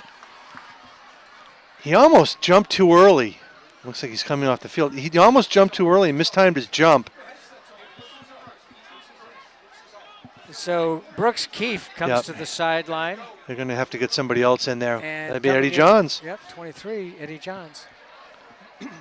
Yeah, he landed awkwardly. It's just a lob to the corner. It's a flag route, Chris. And Keefe just jumps a little early. Looks like a left ankle. Yep. Or the way they're stretching him out, it's cramps. So that's better. It's better than than a broken ankle. 3rd down and 24. Ball's at the 29-yard line and a whistle. Offside on Marblehead? Before the snap. There was a contact? Maybe. I didn't see it.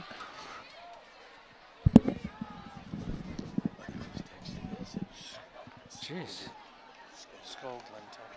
And they move it down to the 24-yard line.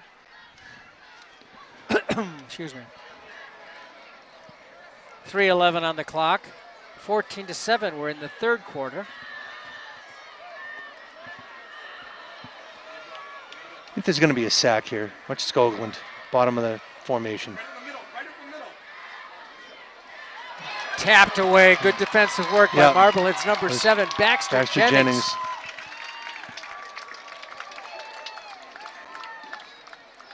That type of a pass, it took too long to get there. Yeah.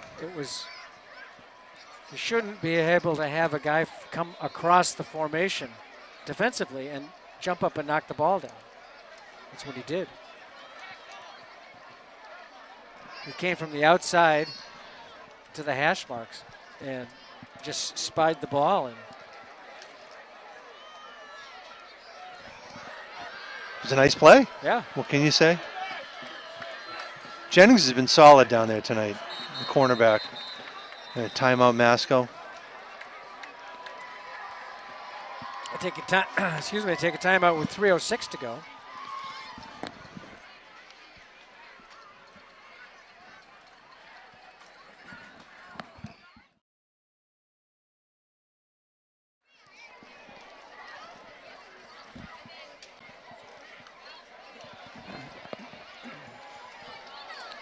Looking at the Marblehead bench.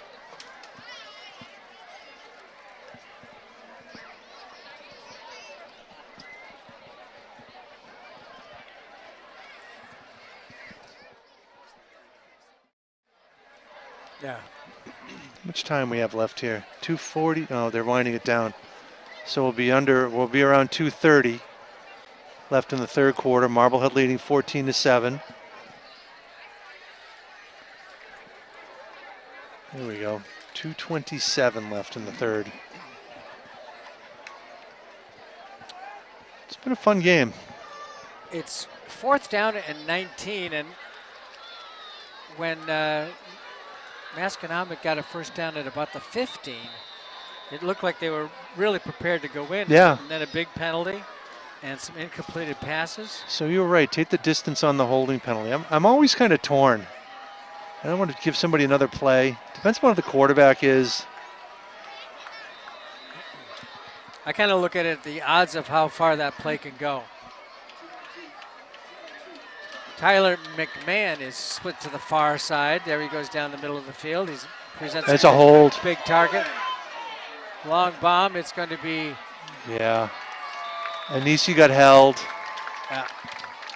They didn't call that. They went to the big tight end, who's been playing sparingly, McMahon. He is a big guy, isn't he? Yeah, he was double teamed. He drew a lot of attention. He really is a big kid, and but he's athletic too. He's not. Yeah, here's the top of the screen. He's rolling to his right, yeah. Throwing back across his body, and he just heaves it. And you see 2 or 3 guys down there. Battling for it. Both of them were.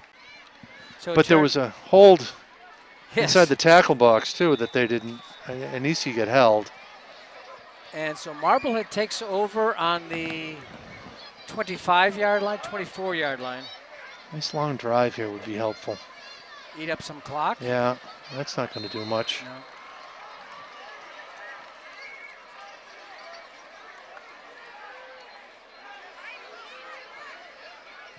A loss on the play of about a yard. Yeah, they've really had to account for Johns tonight. He's been such a creative runner that they've had to adjust their run defense to stop him.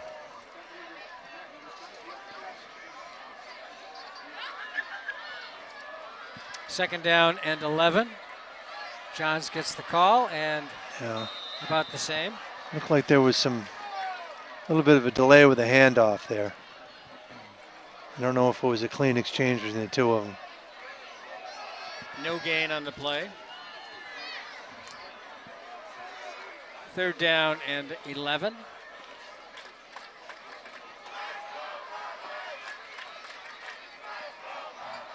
Keogh to the far side.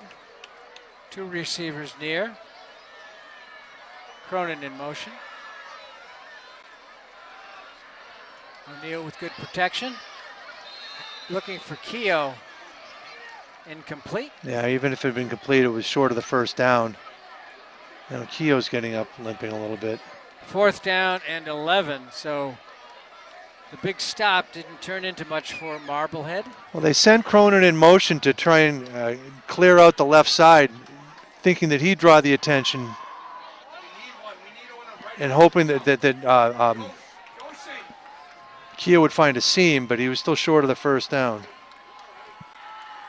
Marblehead short a man running onto the field. Boys. Well, they went for the punt block this time. Fair catch. And taking a seat as he caught the ball was Sam Nadwarney.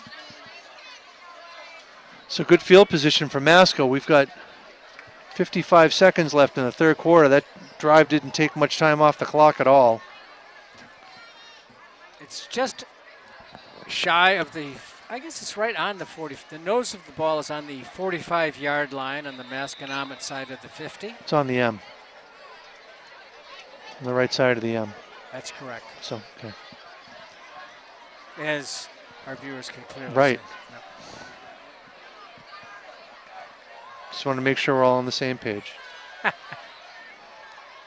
Play action fake. Quarterback now getting pressured. Pass comes across the middle. Nice catch. That's a really nice catch. Again, that's one of those passes where a left-handed quarterback throws back across his body to the middle of the field. Number It's a 9. really nice catch. Max Conley. A senior end who really hasn't factored much into the game tonight, but look at this. Yep, good extension. They cut him short of a yard or two on that spot. That's okay. Okay. As long as you're good with it. I'm good with it. A first down at the 39-yard line. And not much action on that as Shannon gets pushed back. Yeah, they've really been keying on Shannon tonight. He hasn't broken loose for anything longer than, I can't remember anything longer than maybe 7 or 8 yards. Pickup of about a yard. That's the end of the third quarter. The score, Marblehead up by a touchdown and an extra point, 14-7. We'd like to thank the National Grand Bank for being our community partner in bringing you MHS Sports on MHTV. Fourth quarter coming up next. Stay with us.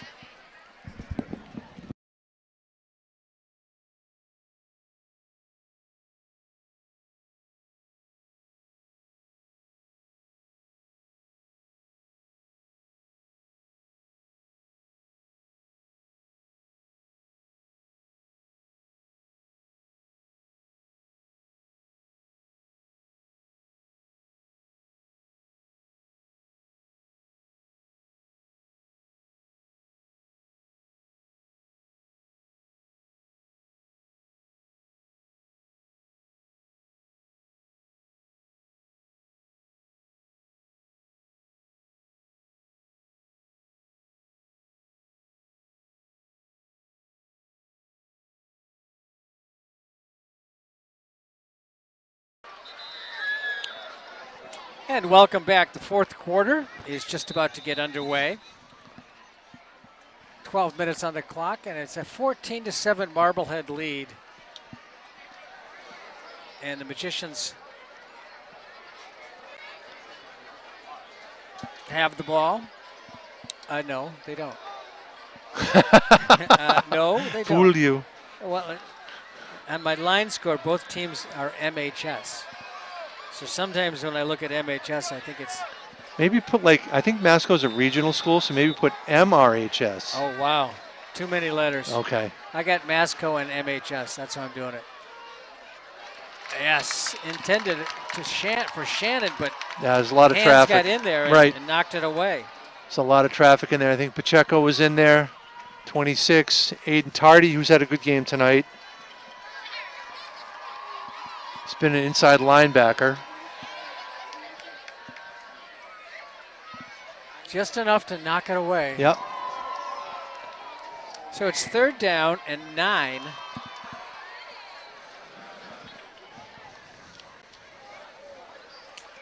The ball is at the Marblehead 38-yard line.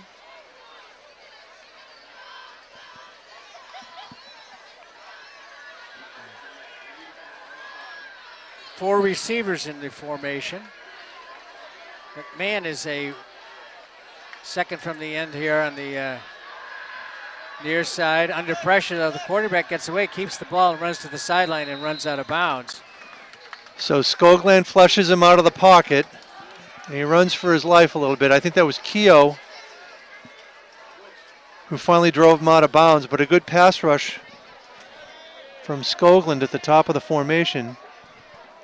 Here's the replay. Watch number 72. Flushes him out of the pocket. Gets a push in the back. And then Keogh's there to make sure he goes out of bounds. So fourth and 7 here? Fourth down and 7 at the 36-yard line.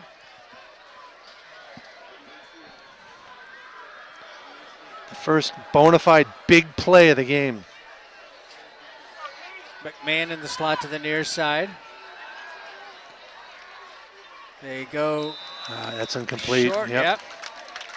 Pass was a little bit low, intended out there. Can't see the number. I think it was 9 again. Yep. Max Conley, the one who caught the nice pass over here at the end of the third quarter. So the turnover on downs. This 61 for Masco's a big boy. Dan Bandar. You see him right over the nose. Marblehead gets it at the 36-yard line. 1st and 10, up by 7 points, 4th quarter. Eddie Johns gets caught in the backfield, but the defender was right there waiting for him. We don't have a number 13 on our roster. Oh, yes, we do. Chaz Kelly. He was there. Yep. They have... Loss of 2. Masco's roster has red uniforms and white uniforms listed, and some of them that don't match. What's the matter with them? I don't know. Sheesh. What number are you? 13 or 20? 2nd down and 12. O'Neal looking, has Cronin wide open. Cronin cuts inside. He's headed to the end zone. He's going to score, and he does. Touchdown. I think that was a blown coverage, Chris. Yeah, I think so. I don't know how you lose Connor Cronin. But they somehow did. And he was so wide open.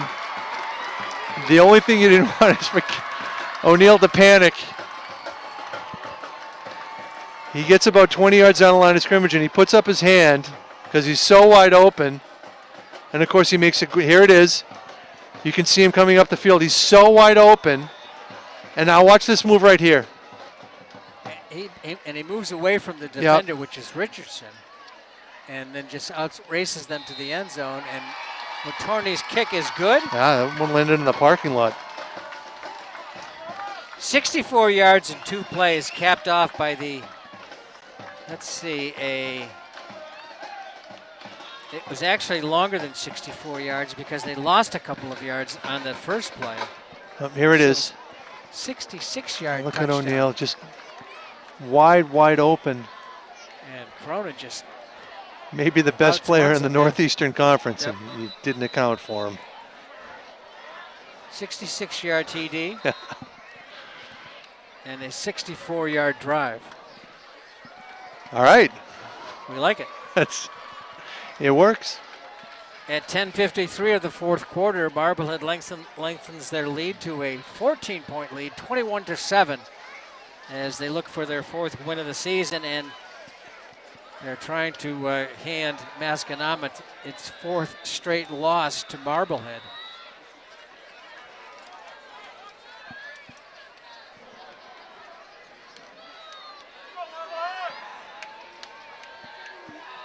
I could see that play working again.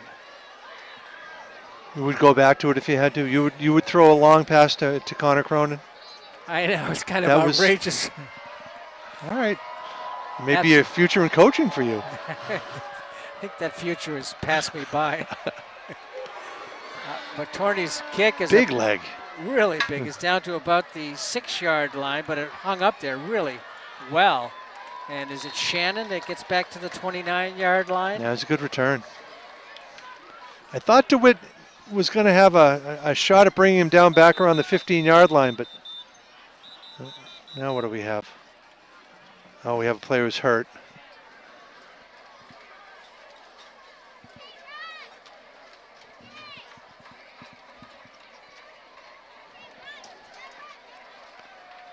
I can't see what the number is.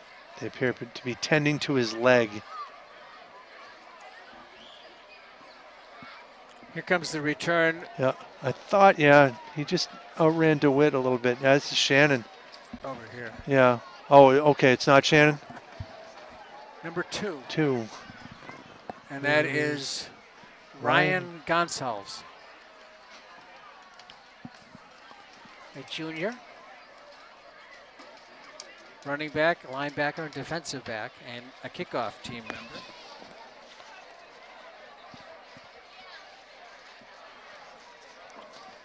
Are we here again next week? You and Beverly? I are, yeah, Marblehead's here. Marblehead is here. Yes.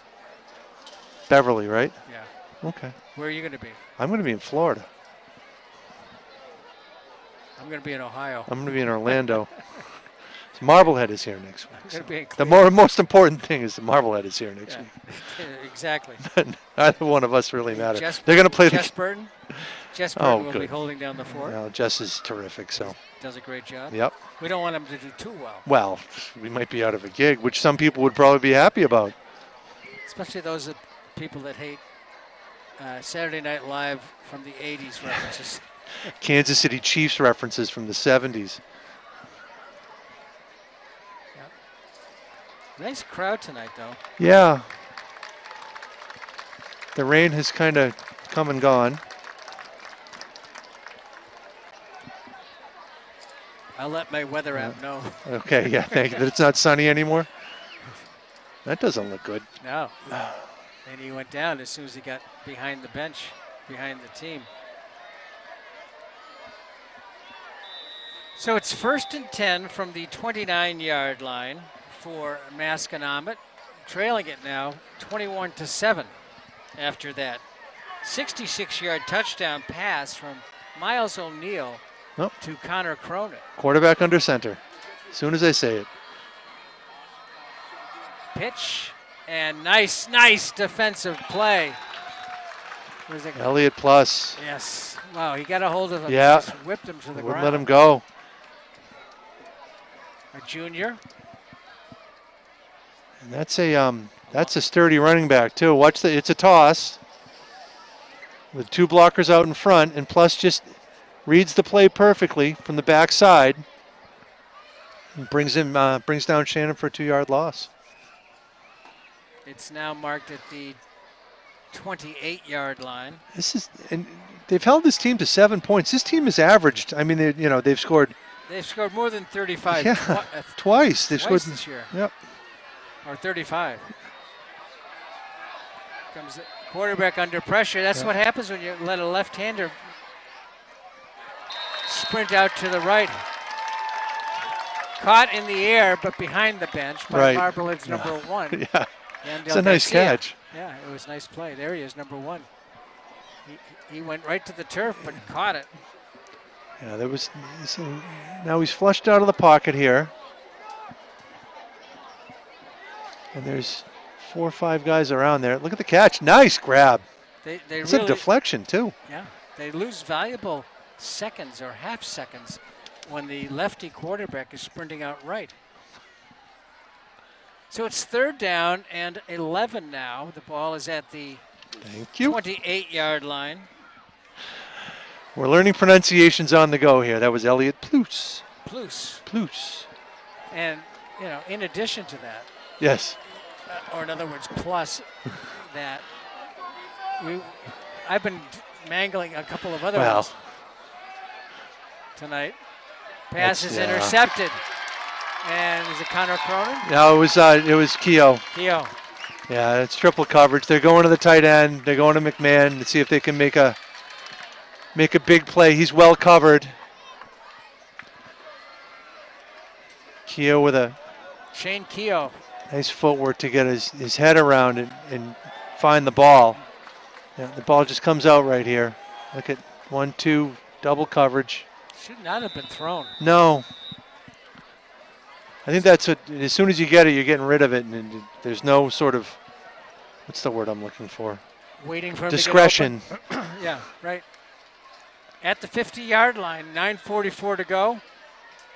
Quarterback keeper, O'Neill gets across midfield and down to the 45-yard line. We haven't seen a lot of those tonight. I mean, he scored a touchdown on one of them, but we haven't seen a lot of that. Gain of 5 on the play. 2nd and 5. Clock continues to roll. A sustained, time-consuming drive, and another score. And probably, yeah, that'd be okay. A 2-score lead right now. Yep, with 9 minutes left. Quick pass to the near sideline. Nice play by Danforth number 2 to make the catch and head down the sideline for the first down. Again, this is such a long throw, and to throw it on a line like that before the defense can accommodate the play, and so we can get 5 or 10 yards down the field before the defense reacts. And it really goes to O'Neill's arm strength. And it's one thing to throw the ball quickly down the way you're looking, down the field. Yeah. But when you have to change your sight and look to the sideline, that affects accuracy. It does. And he's very accurate with that move. Will Mitchell brings down Bannis, stopping what would have been a really long gain, 15, 20 yards. A gain of about 2 on the play. Ball is at the 36-yard line. But the clock continues to roll. Marblehead, no hurry whatsoever. Inside the 8-minute mark now. And there's a screen to the middle, and Bernardo Bannis was the intended receiver, but it was knocked away. The play really didn't develop. Well, they didn't have time to develop because it was a blitz. They sent 2 extra guys, and had number 8 Mitchell not broken up the play, it would have been a big gainer. But you're right, O'Neill was hurried, and they probably did not have the time to develop it the way they would have liked. 3rd down and 8.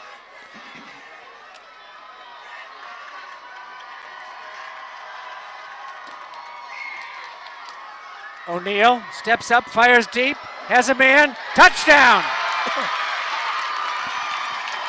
Again, how do you let Connor Cronin get that wide open? I know.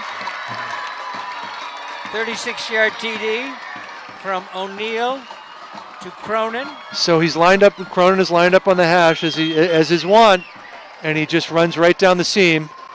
You can see him. There he goes. He's got his hand up, yep. He knows he's got his defender beat, and he's just too speedy. He put the arm up before he was by the defenders. So he knew he was going to get by him. Yep. Here goes Greg Matorney out of O'Neill's hold. And his kick is up, and kick is good. The place kicking has been, and the first one was just got over the bar, but since then, they really found a kicker in Matorney. As we said, Marblehead always has a kicker. We should probably alert the coach over at Swampscott.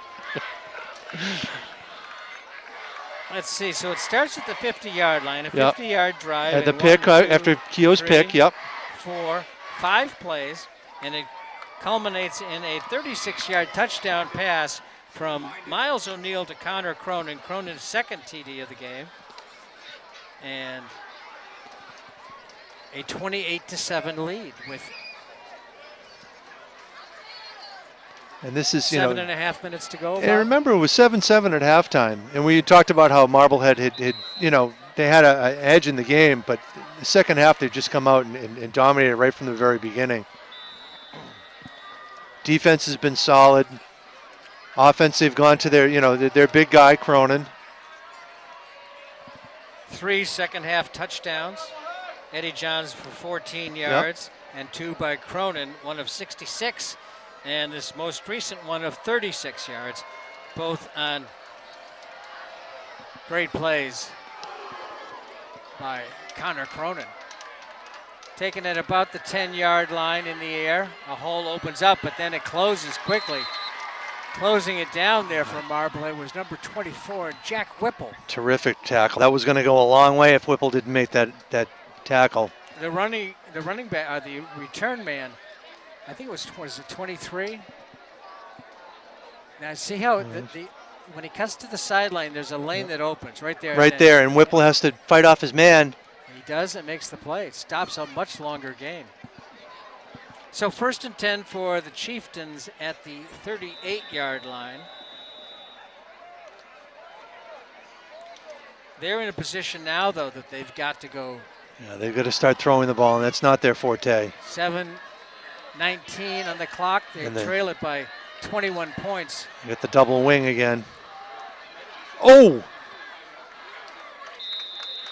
hard hit. I was reacting to the big block over there. Crew Monaco. Yeah. Jacob Miller. Got bounced right up. Yep. A gain of about 2. It did keep the play from going outside, though. It did. Paid for it, but I guess it's a 3-yard gain. 2nd down and 7. The ball is at the 40-yard line. Masco taking their time.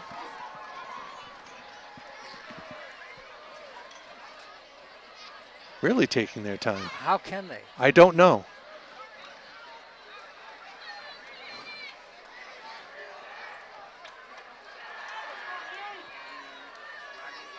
Tight formation. What was the team that we saw a couple weeks ago that had the really wide splits? Is that Linfield? Linfield, I think. Quarterback under pressure. Now he comes back to the near side. It's incomplete.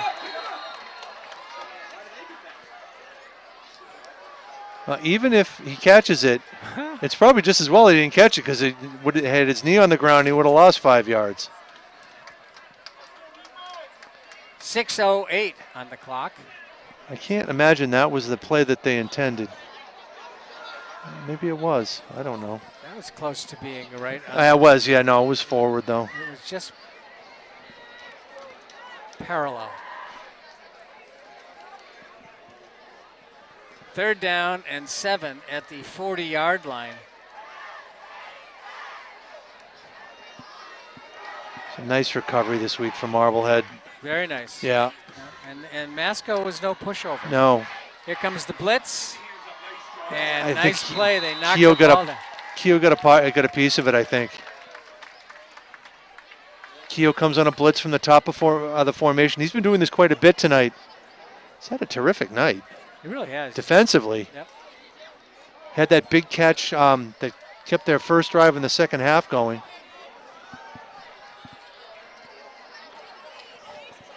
Fourth down. Had an interception.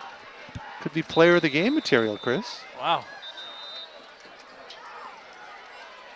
So timeout taken with 6:05 on the clock.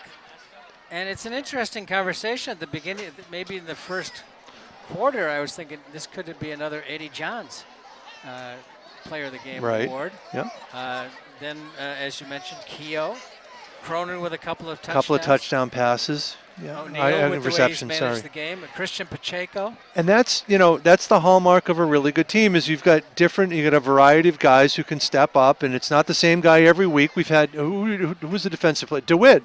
He's had a terrific game tonight. He really has. Skoglund, terrific game tonight. He's had a lot of quarterback pressures, and Easy, the same thing. He's been solid on defensive line, and that's what, makes a good team is you got different kinds of weapons. It's not all just 1 or 2 guys. I mean, obviously Connor Cronin has the reputation, which is completely deserved. He's a terrific player. He's one of the best players, if not the best player in the Northeastern Conference. But you've got other guys who have stepped up tonight. And, this could have gone south. This could have gone the other way. They got blown out by Peabody. Their winning streak is over. They were, it was just not a good night. They could have come out here and just come out flat. They didn't do that. First half, took them a while to get going. Second half, this is the dominant Marblehead that we've seen over the last 10 years or so. Shut the other team down defensively and then make big plays on offense. That's what they've done in the second half with the 3 touchdowns. And this Masco team is not a bad team. This is not, an 0-4 team coming in here. This is a team that's put up a lot of points. They obviously have some dynamic playmakers, and Marblehead has really kind of overcome whatever was ailing them last week and just, has put forth a stalwart performance tonight. 3 receivers on the far side. Quarterback sprints that way and throws complete. Enough for the first down. Yeah, 8 in coverage that time. And he sprinted out to the left-hand side. And this, I like this Barrett. He's got a good set of hands. He knows how to get open. Number 3. Yeah, Owen Barrett. Yeah. Watch him. He's at the top of the formation. They get trips at the top of the formation. He sprints out to the left, and he just is able to find an opening. And so it's a first down into Marblehead territory at the 48-yard line. And he goes again to the left. Quarterback keeper has a first down and a little bit more, stays on his feet, twists and turns down the sideline. See where they mark him down. Inside the 30. Big gain.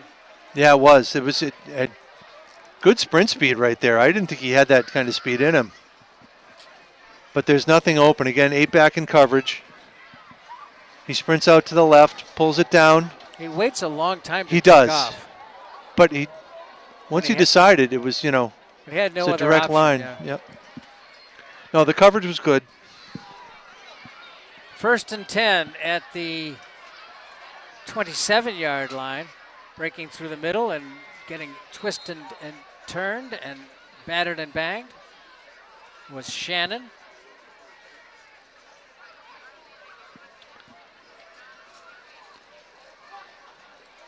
You know who else has really played well tonight? Inside linebackers, Aiden Tardy.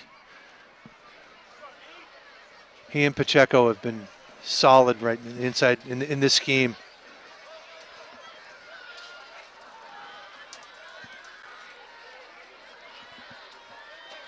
Toss to Shannon. He gets around the corner, cuts back inside. He's going to be stopped short of the first down as the clock continues to roll. They keep him inbounds.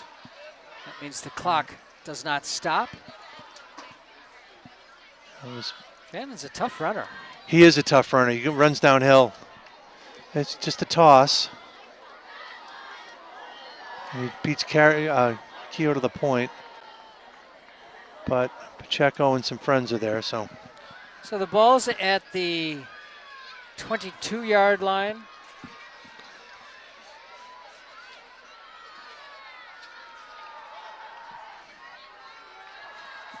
Third down and 5.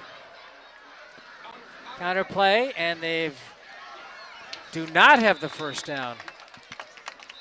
Looked like he had it easily. Looked like he tripped. Yeah, it looked like he was going to make it easily. It was 17 with the ball carrier. I think so. Yeah, it was a counter. Luke Kelly. And it was so open. I mean, we'll see on the replay how much space he had. Watch. See, here's a counter.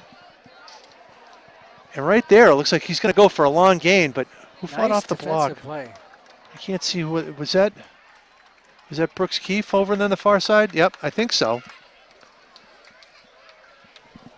On the yeah, he's the right corner. So Elliot Plus comes out holding his shoulder, left arm, maybe his shoulder. Yeah, that was Brooks Keefe, I believe, who really kept that play in check. He's had a nice night at corner, too. A lot of people to consider for player of the game. Yeah. I'm kind of leaning towards someone who might not have won it before. Me? Pass to the end zone. Intercepted at the 3, on his feet, down the sideline, and out of bounds. You say that, and then Cronin has a half like that. He has two touchdowns and a pick. Cronin. You're right. Didn't we give Cronin the player of the game in the Super Bowl last year? If we didn't, we should have had our head examined. So this is his second interception to go with 2 touchdowns. Yeah, well, we might have to think about that.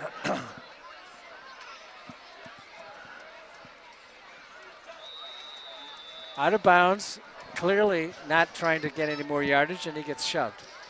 Well, there you go. That's football. Yep. So 3:24. Marblehead has it at the 21-yard line. Or did he go out right on the 20? Looks like the official's right at the 21. 21. Here comes Banis. That's Banis a great gets tackle. upended. It's a terrific tackle right there. That's how you do it. It's Shannon. So we said he's not a big kid, but he's powerful. A big weight differential between Shannon a little bit. That's why you have to tackle him low. And he just flipped him. Did I see Banis as a sophomore? Yeah. A loss on the play of 4 yards. Maybe 3. Looks like 4 to me. Scoreboard says 3. Two receivers to the far side. Pass comes to the near side. Nice move. Number 2 is Xander Danforth. Danforth on the sideline. Big gain. Nice play by Xander Danforth. Yeah, terrific block too by Keogh. Keogh really makes this happen.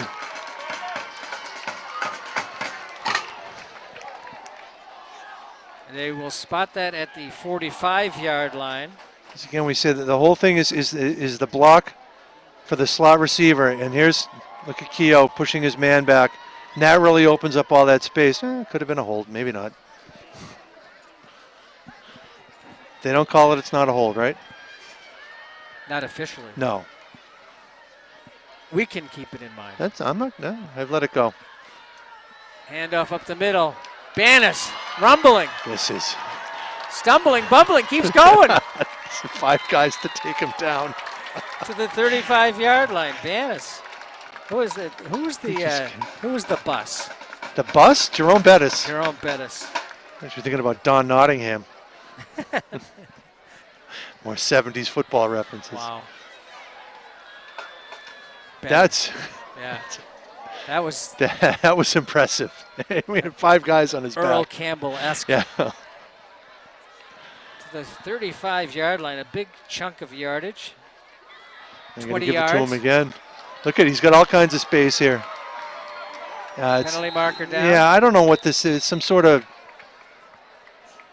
no, it's going to be a hold in the middle of the field on Marblehead. Well away from the play. I bet Bannis is just, I bet it hurts to tackle him. It's one of those kids that just delivers as much punishment as he absorbs. Yeah, I don't, you can see the hold in the middle of it. So far away. But it's not going to make any difference because we're in victory formation here. 1:10 to go in the football game and a 28-7 lead. Punting formation for Marblehead. Oh, no, it's victory formation. Excuse me, yep. It's victory formation. You're right. Punting. I saw the guy back deep. So, hey, nice response by Marblehead. That's terrific. Good for them. Marblehead moves up to 4-1 yep. on the season. And for the Chieftains of Masconomet, it's 2-3. And next up for Marblehead will be Beverly. You would think if they win that game that they would have some not only playoff games but home playoff games. And last we checked, Beverly has not won a game. No. They were 0-4. I don't know who they're playing this weekend, but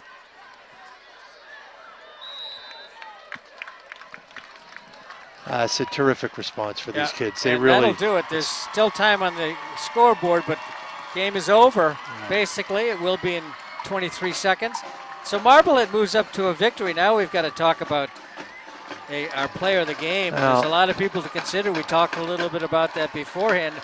But in recapping this game, it was just a great, it was slow at first, but the second half, they really took control. Yeah, it was the dominant second half was really the thing. It was, as we said, 7-7 at halftime. You felt like Marblehead had the edge in play. They came out at halftime, whatever adjustments they made, whatever was said at halftime, really paid attention to more details, big plays, and it was just a slaughter in the second half. 28-7, and we'll be back to announce the Marblehead Sports Shop player of the game right after this.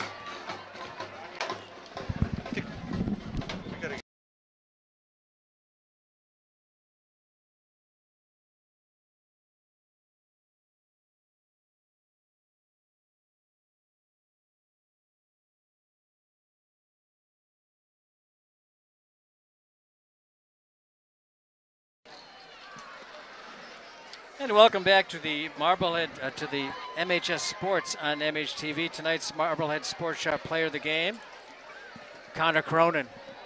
Yeah. There's a lot of players, as we mentioned earlier, early in the game. Eddie Johns, Chris DeWitt. A lot of players played well. Christian Pacheco, Miles O'Brien had another good name. Aiden Tardy in the linebacker in the middle of the field.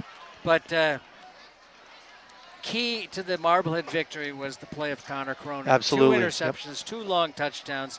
Once again, as you mentioned, considered by most people to be one of the best, if not the best.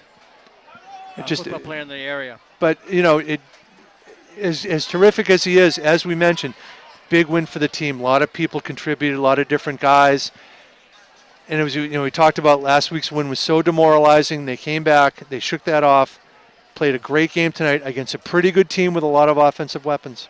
Congratulations to Connor from the Marblehead Sports Shop and MHTV. We'd like to thank the Marblehead Sports Shop for being our community partner and bringing you the Player of the Game Award. And we'd like to thank the National Grand Bank for being our community partner and bringing you MHS Sports on MHTV. And thanks to our MHTV sports crew for helping with coverage of today's game. Director Steve Clay, graphics, Jess Burton, camera John Caswell. Once again, the final score, Marblehead 28 and Masconomet 7. For my announcing partner, Gordon Vincent, and all of us here at MHTV Sports, I'm Chris Conley. Thanks for watching. We'll see you again next time.